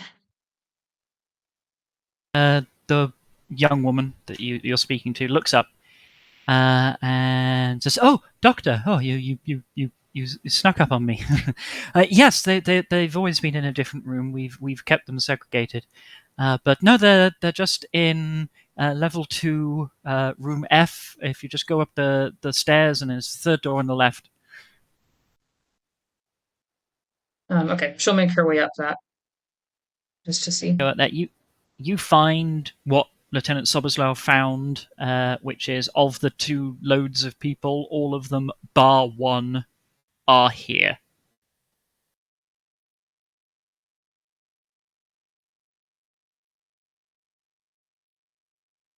She will look over at them, not trying to strike up conversation or anything. She just kind of looks over them and nods almost to herself, and then will turn away and leave, feeling satisfied Sorry that most of state. them are fine. Or seemingly Yeah, fine. they're in a pretty sorry state, but they're better than when you saw them. Most of them are trying to rest or sleep at this point. The only other thing that she would do is so Lieutenant Soboslav is asleep at the moment. Mhm. And Sergeant Dalton is presumably somewhere on base. Yeah, And then, probably sleeping as well, because they had to be awake whenever Soboslav was awake. okay. She'll walk up. She'll go back out to the main street. I guess trying to think if there's any. If she was supposed to go see the major, is someone trying to find her right now to go, hey, where are you? Like the major's expecting you. Or I'm not even sure what No time one of day is. it is at this point. So Yeah, no they're one just is. letting you go about your daily business. They're not trying to find you. okay. Then she will just go find a place to sleep because she is very, very tired. But and now she Absolutely. also has one thing off her mind at least is that the people who've been brought back are still okay. Okay. That she did good for them. All right. Back at the bridge, it will take the whole remainder of that shift for the pass-fail medical process to be completed. And eventually, the first group, the pass group, is allowed over the bridge. There is a repeat of incidents where some people who are in the fail group try and rush over to people in the pass group. 1 or 2 people in the pass group sort of like make a display of not leaving behind members of the fail group. There are all sorts of reasons why this could be. They could be family, they could be friends, it could just be principle. But the soldiers are forcefully keeping them apart, and they're being successful. I try and wave over one of the people who failed, who speaks English, to go over to the failed people and say, "Are you family to them?"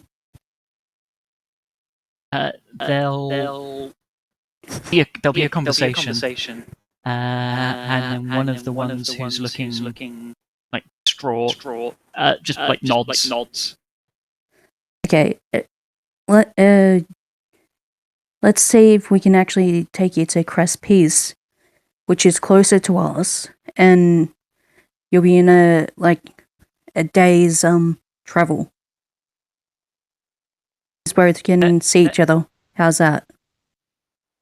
The English speaker translates for you. One of the distraught people.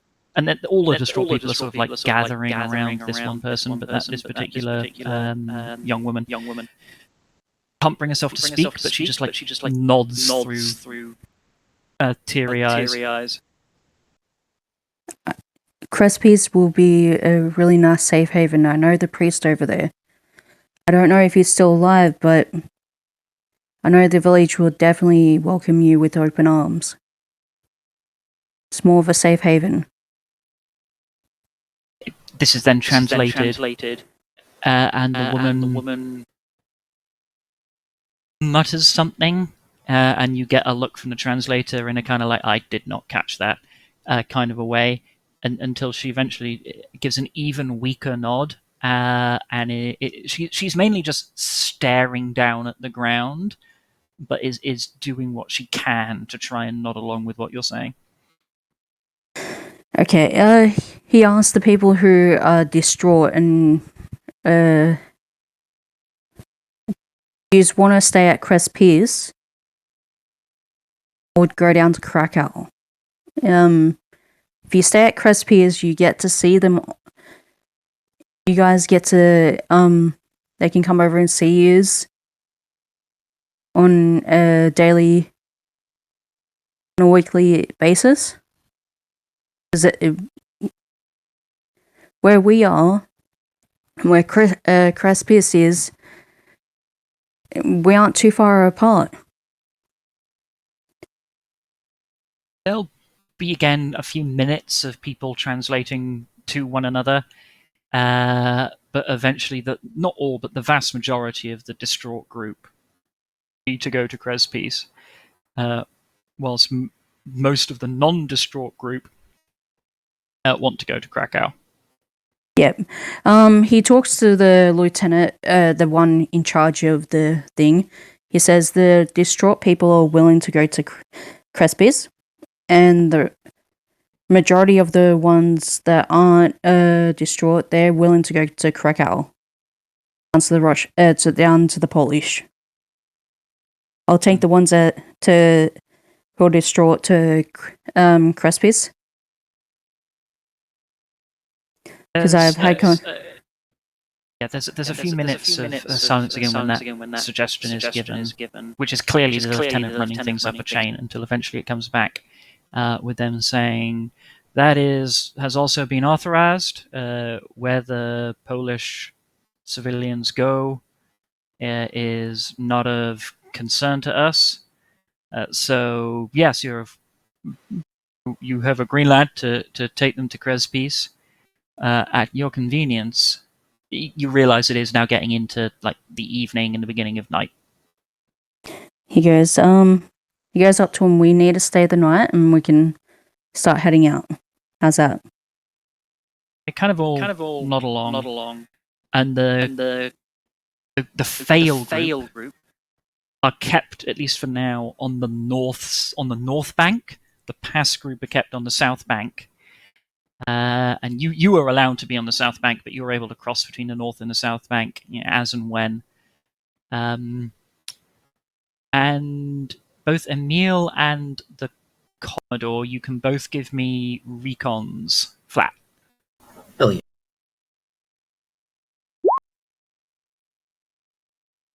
I look at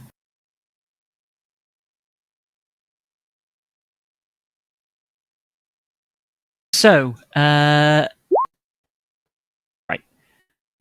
Wolf, you do not notice this.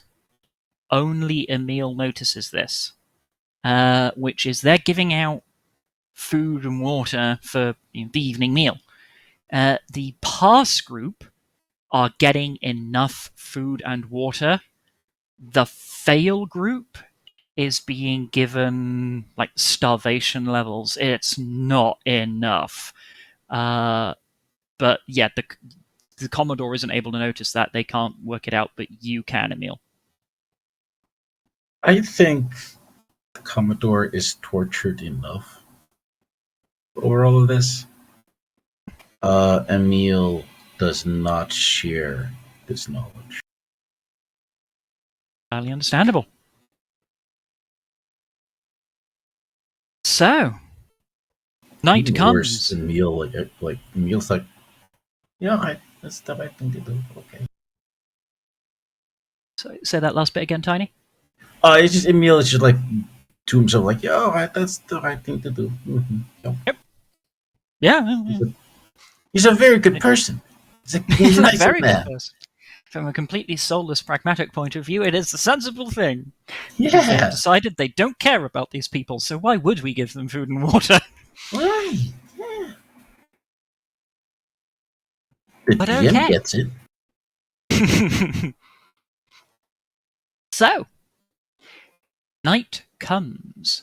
There are several US troops at this checkpoint. You are not needed to stay on watch. You can, however, go on watch if you want.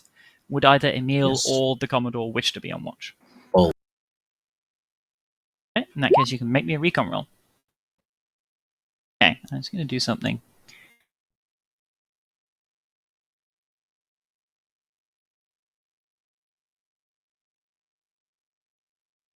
Wow, okay, Emil.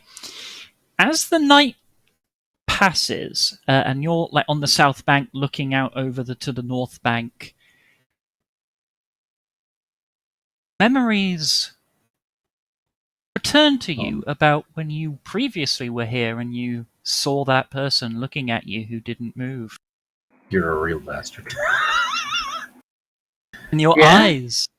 Yeah, and you can't scratch this from the back of your mind.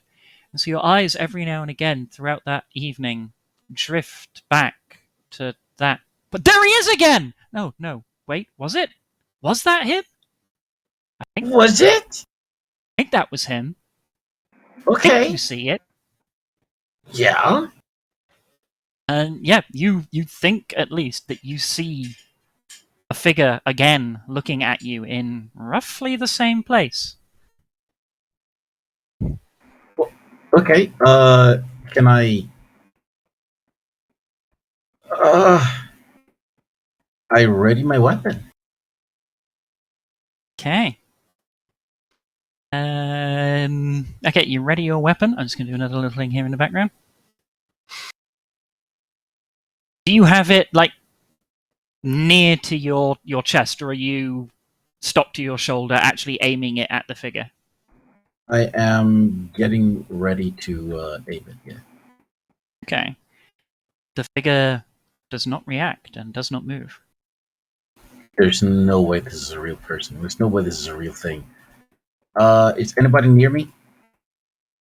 Not that there is somebody like a dozen, 2 dozen meters away that is within eye line, because that's good process when you've got multiple guards. You stay in eye line of one another, but yeah. They're a distance away, enough away that you could probably do something without them noticing, as long as it wasn't big. I'm thinking big actually. I raise the gun to my shoulder. I take aim. Okay. When you raise the gun to your shoulder and take aim, the guard to your right says, "Do you see something, old timer?" I think so. Over there. I tried to describe to him the location. Do you see that?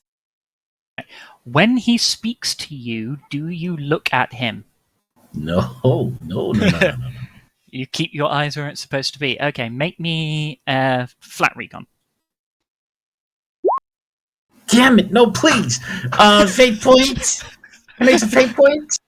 So fate points don't exist, but what you can do is you can re-roll the single dice that is blank as part of pushing. You will, however, take some damage from the explosion dice. Okay, so do I just what d12? Yeah, just roll 1d12. That's still a fail. So please take a point of. I'm going to say stress. Please take a point of stress as you are like forced to like really try and concentrate on this, really try and keep your eye on him, but you can't keep your eyes open that long. And at one point you are forced to blink, and then when you look back inside, down the scope of your, even though it's iron sights, down your iron sights, it's gone. Okay, I'm gonna try. Okay, I'm gonna roll a really bad persuasion.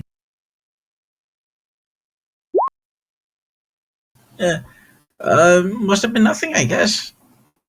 Could have sworn I saw somebody moving out there. I think you might be right. We'll send a couple of guys to go check that place out. Can I come with? We've got enough guards that, we can take you off of your position. You can come with them. All right, I would like to go with them. It takes a few minutes because you've got to walk to the bridge, go over it, and then walk back into woodland on the far bank. And it's a little difficult to find the exact spot. Roll me a flat recon. Please, dude. Okay. After a while, you find a spot where it like the geography perfectly matches. This is the spot. That this is the right tree. This is the right bush. This is where the figure stood. You look around. The figure is clearly not here. And there is no sign that anyone ever was. There are no tracks, nothing that looks like anybody had like been sitting here for a long amount of time or disturbed things. Interesting. So I come out of this again with nothing. Other than your theories. Are ghosts real? Okay, you said no, but Emil is asking himself. Are ghosts real? Emil is saying things. Yeah, he's seeing something.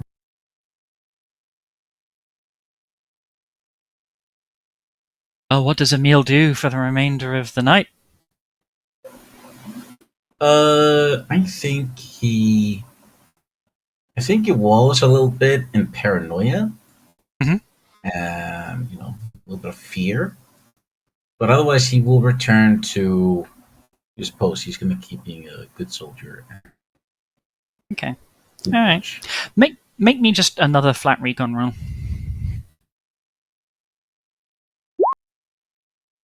Okay. Okay. When you are like back on watch, the figure does not re-emerge. It does not appear again. But you are unsettled for the remainder of the evening. Yeah, I am. Very. Thank you. Hey, when you were first planning this, we did like a test RP in Finland. Do you remember that? I remember that, yeah. Is that canon? Let me think. Okay, that is sure enough. But I'm like, It could it could be very, very similar to canon. So an event very much like that could have occurred. basically what he's thinking is like, is this a past encounter Because I didn't like in the Tester P. I didn't kill the guy. No, you did not kill the guy. I escaped from the guy. That's spooky, right? Yeah. I'm scared. Yeah. Okay, all right. Yeah, that could be canon, yeah. All right, never mind. Oh. The night passes without event.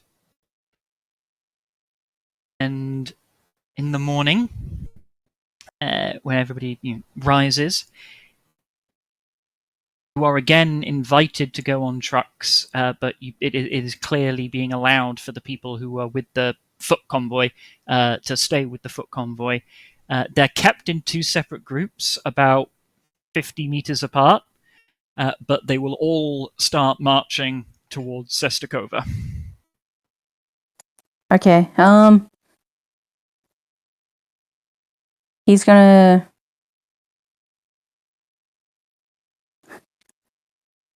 meet them at Sestakova so he can go from Sestakova to Crespies. He'll explain to them it'll be easier that way because we're gonna have to bypass go through Crespies Sestakova to get to Crespies. And the soldiers who are escorting this group that are coming with you from the checkpoint are well up with the plan. There is no difficulty in these people marching to Sestakova, and then when they sort of like get to Sestakova, it's split into three groups. The healthy group march straight into Sestakova. The unhealthy group that wanted to go to Krakow are being led on like a ring road of the city clockwise, and the ones that wanted to go to Crespisa are being led anti-clockwise on a ring road of the city.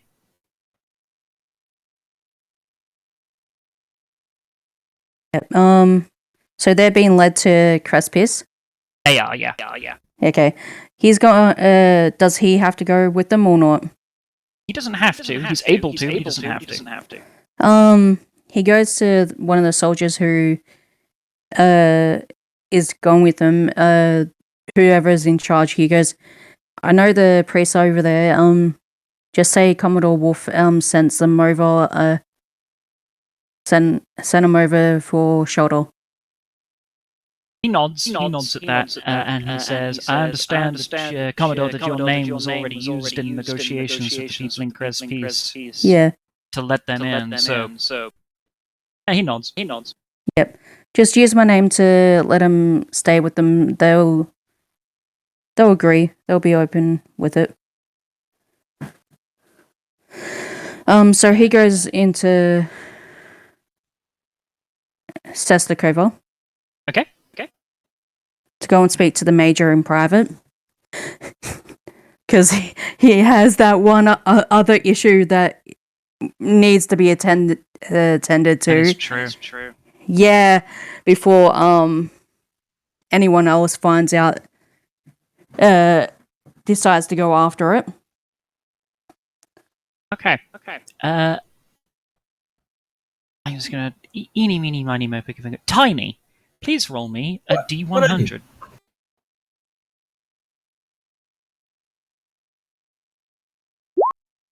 Low is good. Maybe not. Okay, so you move into the city of Sestakova. By this point, Soboslaw and Rostogram are awake. As is Dalton, everybody is back up together and is now properly refreshed. Nobody has to consume food or water rations whilst you're in Sestakova. Because you are being given adequate food whilst in Sestakova. And the Commodore, when you arrive, you notice that the Russians are gone. Poles are loading supplies into the backs of trucks. He goes over to the highest ranking person. He goes, you speak English? Oh, the highest ranking Polish person. Yeah. The Polish person shakes his head, but then calls over in Polish to a more junior Polish soldier who comes along and says, "I can translate." There's some civilians going down to Krakow. Polish civilians. Can you pick them up along the way? There'll be some speaking in Polish, and then the translator will say to you, "We will certainly try to. Our trucks are full, but we will keep an eye out for them on the road." Yeah, they'll need some help along the way. They're Polish civilians that have they're going to be they came to from a city that got hit by the bomb, so some of them are going to be sick. So I'm pre-warning you about it with radiation, and they'll be a bit under the healthy side for food and water. He nods. There's again a discussion in Polish, and the translator will say, "My officer thanks you for the information. He says that we will do what we can for them." Thank you. I just wanted to give you the heads up because it'll be easier for you to look after them. Thank you. And then he looks at your rank badges and he tries to work it out and he can't work it out in English, and so eventually he just says, "Sir." A good day, you guys. And he leaves them to be, and he goes up to the major. It takes a few moments, but you are eventually permitted to go in and see the major. You are escorted in. And the major is sitting behind a desk. She stands up briefly when you enter the room and gestures for you to take a seat before she sits down herself. Clearly deep in work. Commodore, I'm glad that you were able to return. He looks over his shoulder to see if the door's closed. Is it closed? It isn't, but the major will probably realize what you're trying to do and will give a gesture, and then the door will be closed. However, make a recon roll.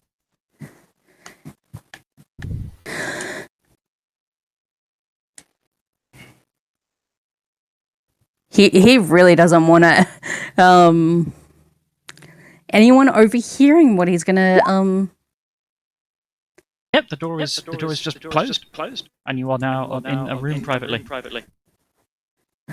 I didn't want anyone to overhear, but do we have anything to clear out a radiation area?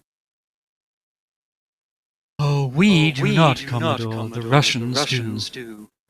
That's going to be a little challenging because we have a coal supply that is in a radiated area.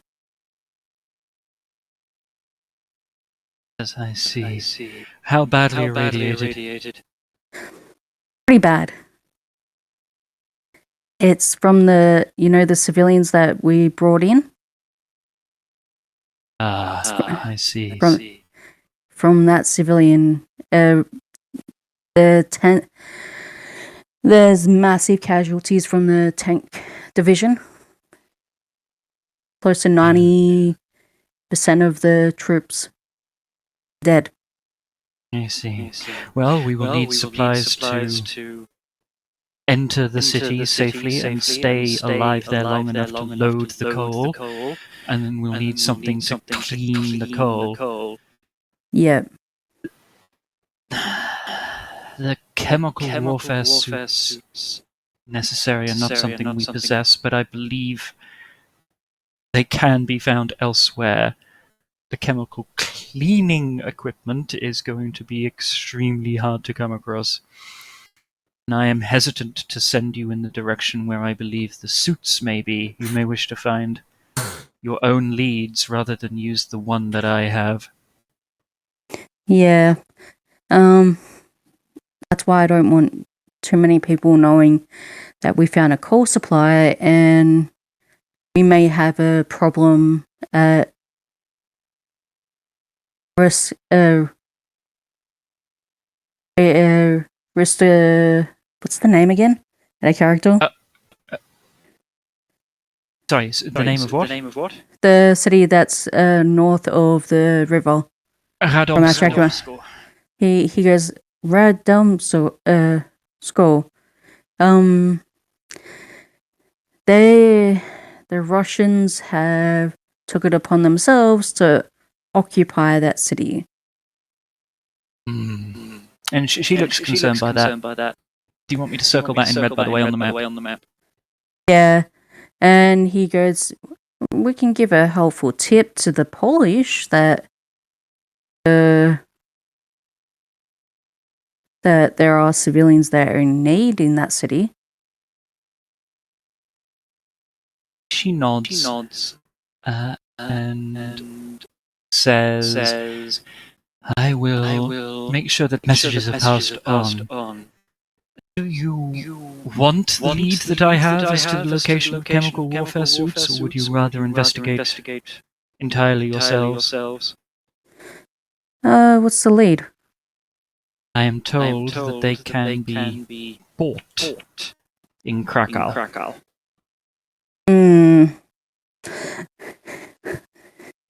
And that is where we're gonna probably not want to go down to, because it's occupied by. She nods and says, as for other places where there may be chemical warfare suits, other than here, and she gestures, I am unaware of other Soviet supply caches. There should have been a NATO cache in Lodz. I do not know whether or not that is still intact, and I do not know if the NATO supplies around Vorklaw and west of that major river are still intact. We are out of all contact. Other than that, the only other NATO positions I am aware of are far to the north and maybe beyond your reach. Soviet and Polish supplies? She shakes her head and shrugs. I do not know where they are. But locals will know. Not here, but oftentimes you'll be able to talk to people and gather your own intelligence. I think given the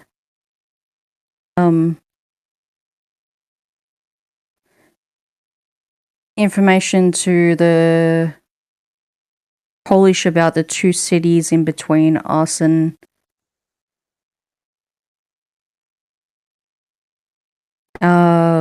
helicopter friends, we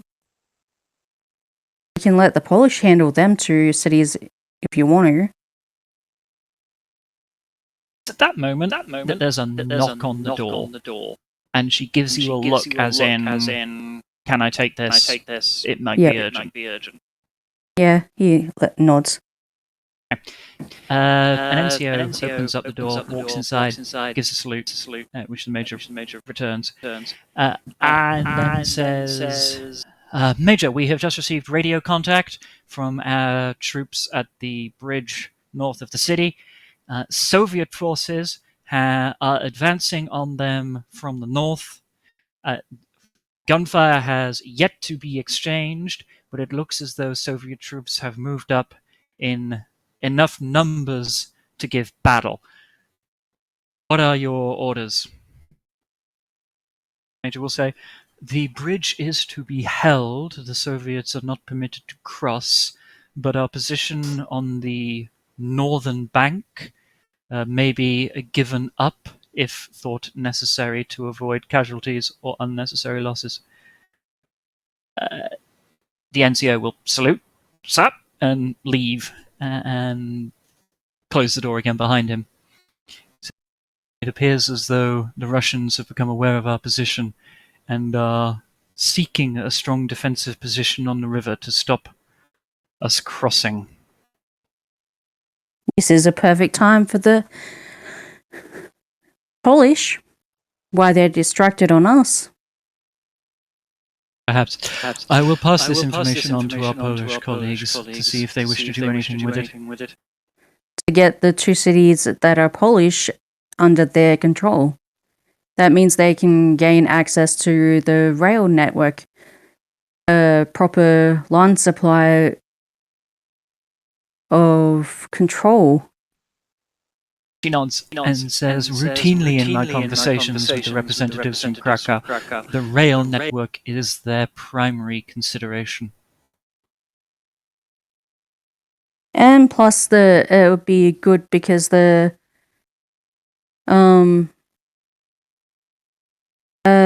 them a drop that one of the factories at Christmas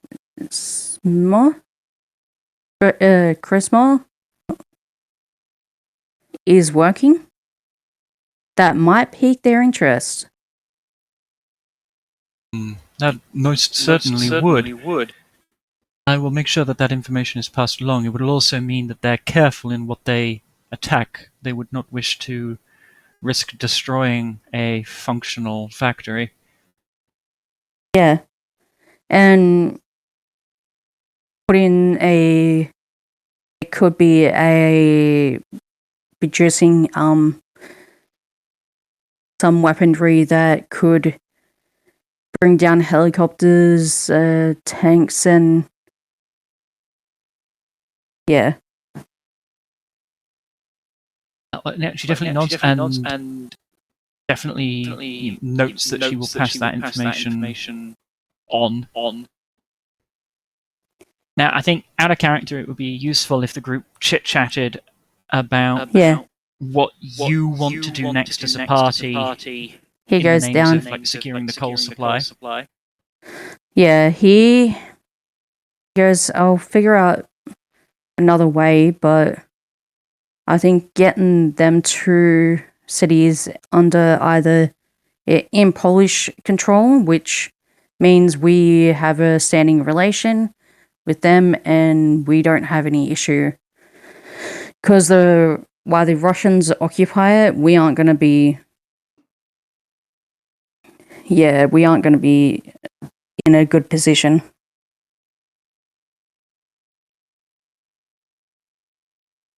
I'll go down and talk to my group and we'll plan from there.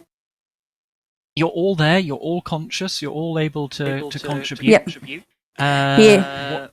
What are your ideas? You don't even have to go after the coal supply, you could do something completely different. He goes, To Germany. Find your family itself. I would, but there's still a lot of Germans between us and them.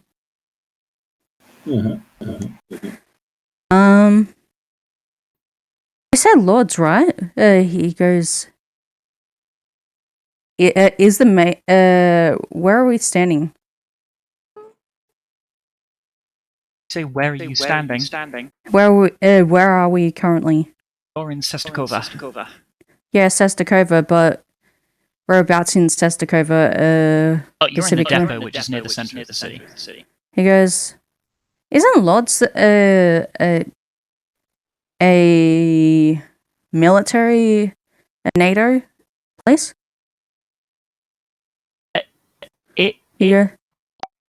It certainly used to be. I don't know if Emil remembers what Emil saw. Is that the one that's split? Correct. Yeah.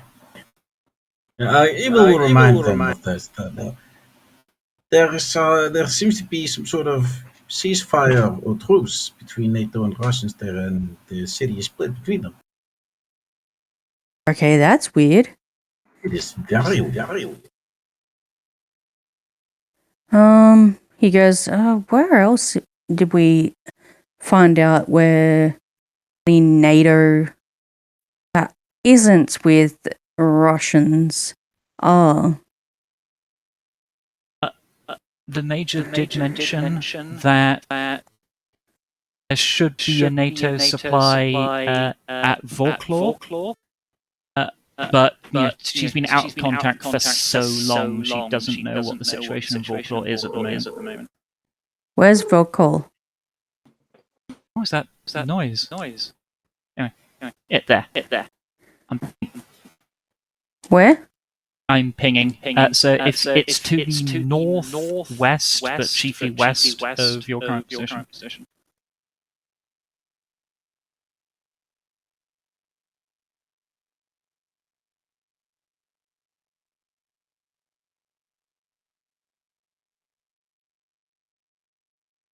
You see it yet? Warsaw?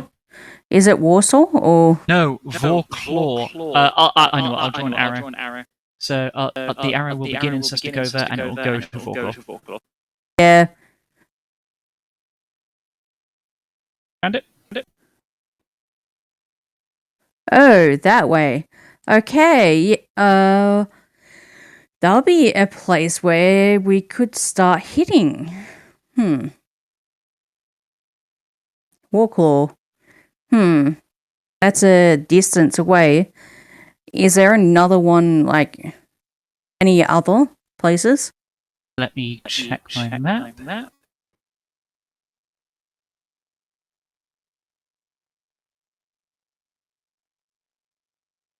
The only other NATO positions that she is aware of, and again, out of contact for some time, so it may no longer be accurate, but was north of Lodz.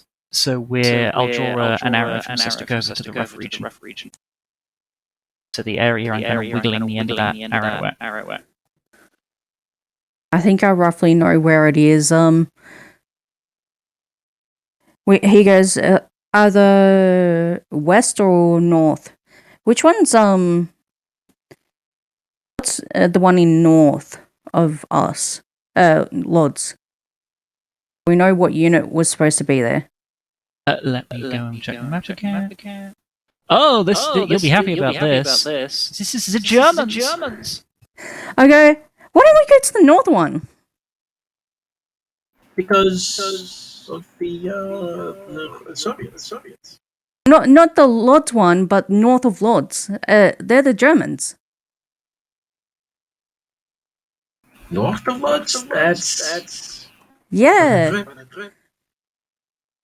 I know if we can't get Lodz, we can at least... they're called, Rastajova, over that way. If we can actually get in contact, I can at least set a, communications between us and them. Our native friends. Yes. And plus, I can try and figure out what's going on with the Germans. I did warn you that getting past Lodz when I was heading south was one of the trickier parts of my journey. It is dangerous. Yeah.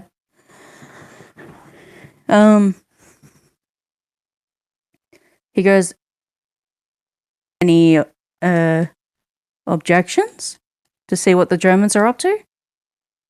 I have a question. Yep. As in character. What exactly are we trying to get from these Germans? Is this for the assets?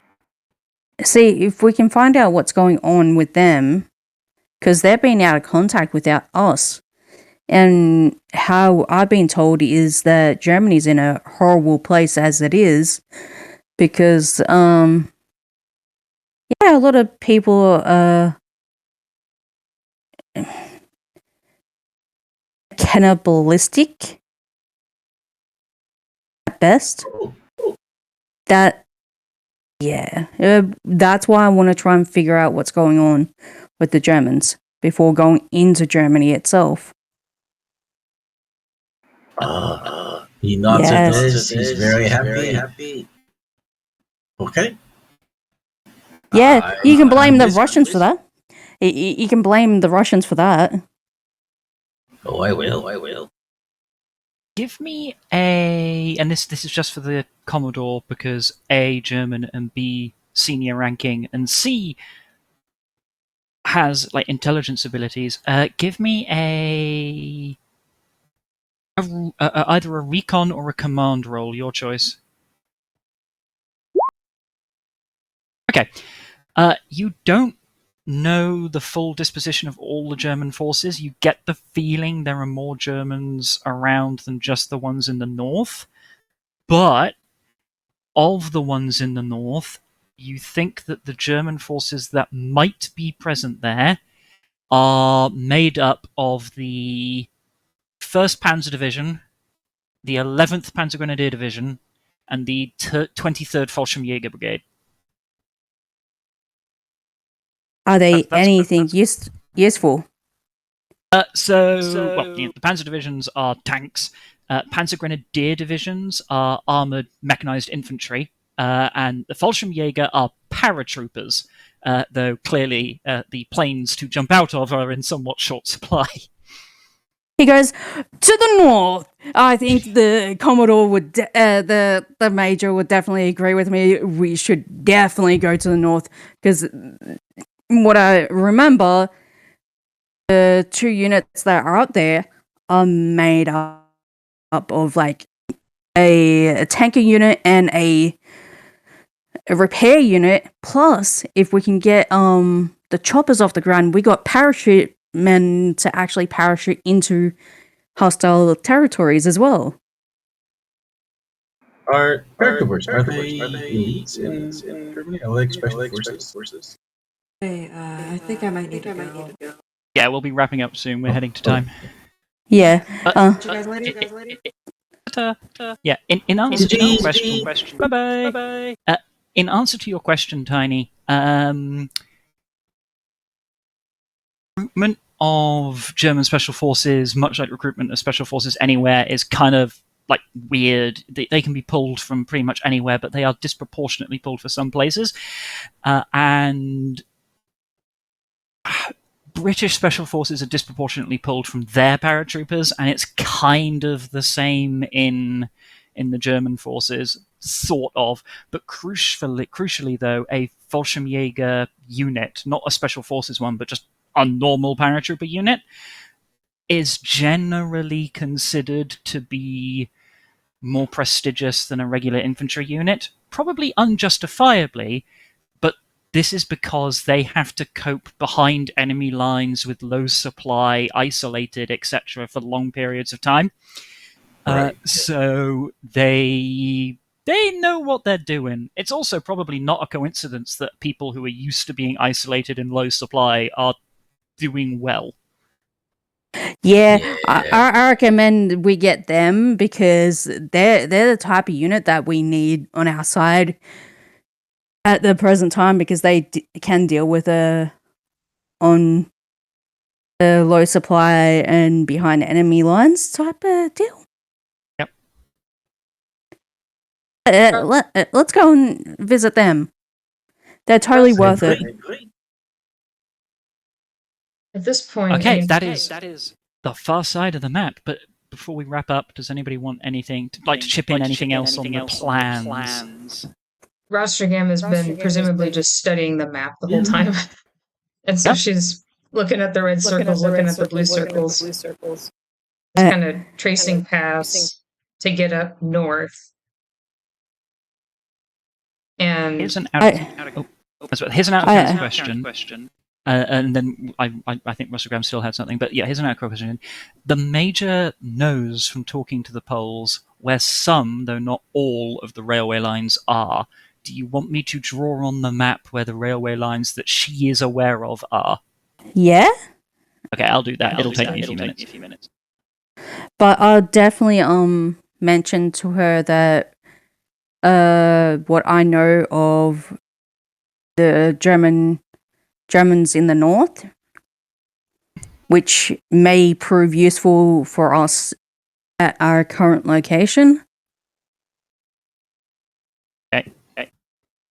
also, while you're drawing those lines, so the Commodore is aware that there are Soviet troops moving towards the checkpoint outside of Czestochowa. Does anyone else in our party know that? That's a question for the Commodore. Have you told them?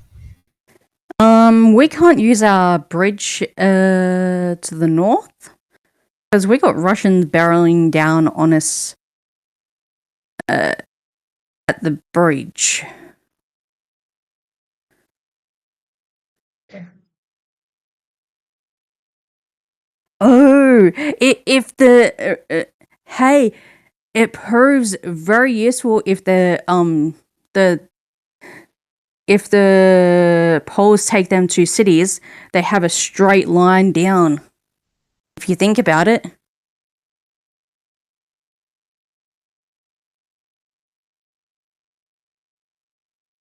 From our other base.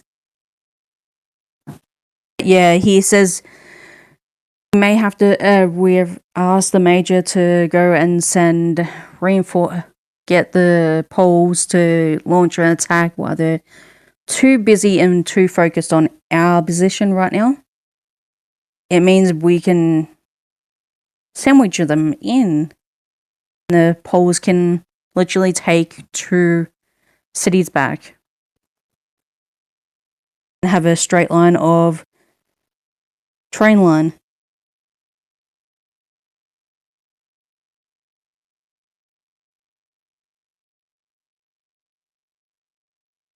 Certainly be passed on. Yeah, hopefully. Because they will see a benefit to having the train line plus the working factory in their possession. Okay. Please.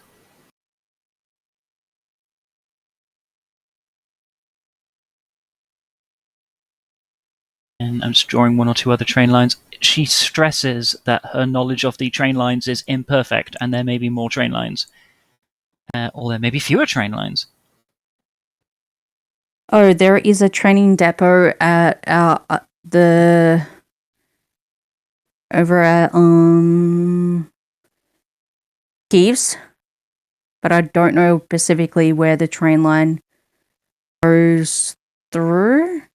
There is a train depot at Kiev, and that's where the coal is. Yeah. I'm drawing like grey-blue lines that are the train lines, and one of them goes straight through, please. Okay, and that one goes up here. That side. Yes. And okay, all right. I'll probably continue drawing these between sessions. But is there anything else you want to cover with me? Whilst we're all here, and do you have a planned route to get further north? That's what Rostergame would like to know.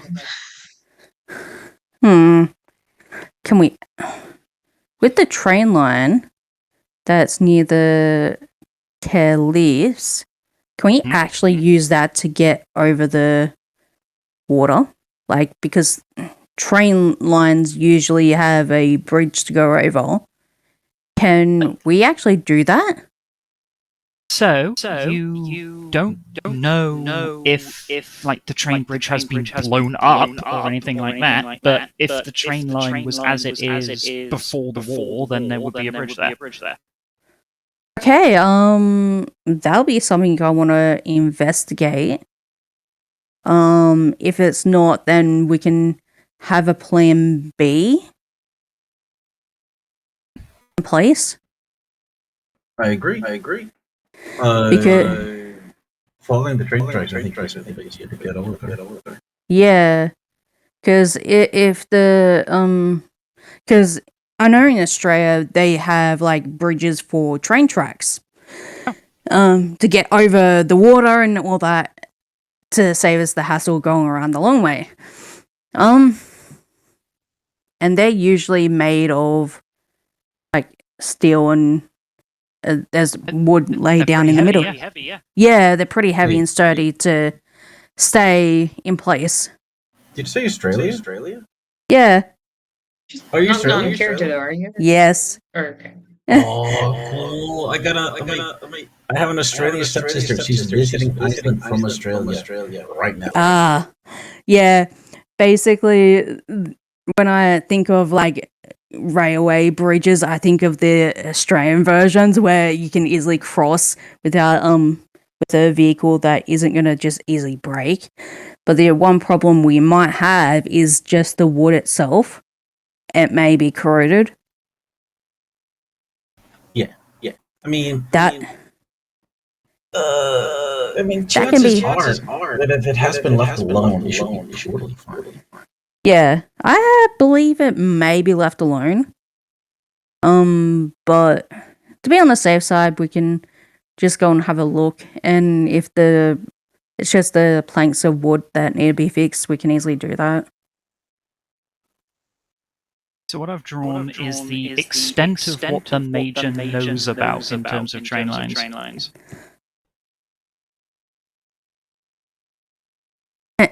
And pretty much the Silverslaw, it will enjoy having to fix a train line bridge. Yeah. Okay, so it looks like you're going to head to the train line near Crest Peace, follow it north to go over the river, and then see where that takes you. Yeah, that's gonna be fun. All right. Okay. Well, unless there's anything further, I think we'll draw today's session to a close there. You managed to only lose about 15%, maybe a little more, of the column. The vast, 85% survival rate. That's good. That's a high percentage. Yeah. I mean, I think the company did a really good job. Absolutely. And Emil didn't have to kill anyone. Oh. Yeah. He didn't have to, but I mean, okay. So Hey. here's my confession. Here's my confession.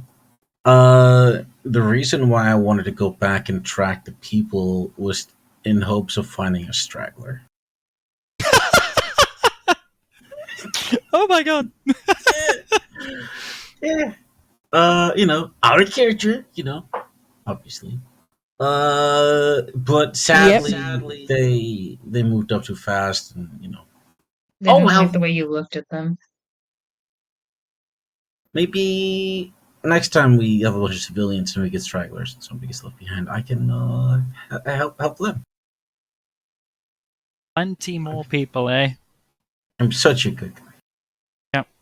You were not You know what? convincing the doctor. I'm tempted to say I won't actually do this because there are reasons why it's inappropriate. But the next time Emil sees someone watching, I want to give them the face of someone he has killed. Yes, totally. Ah. So,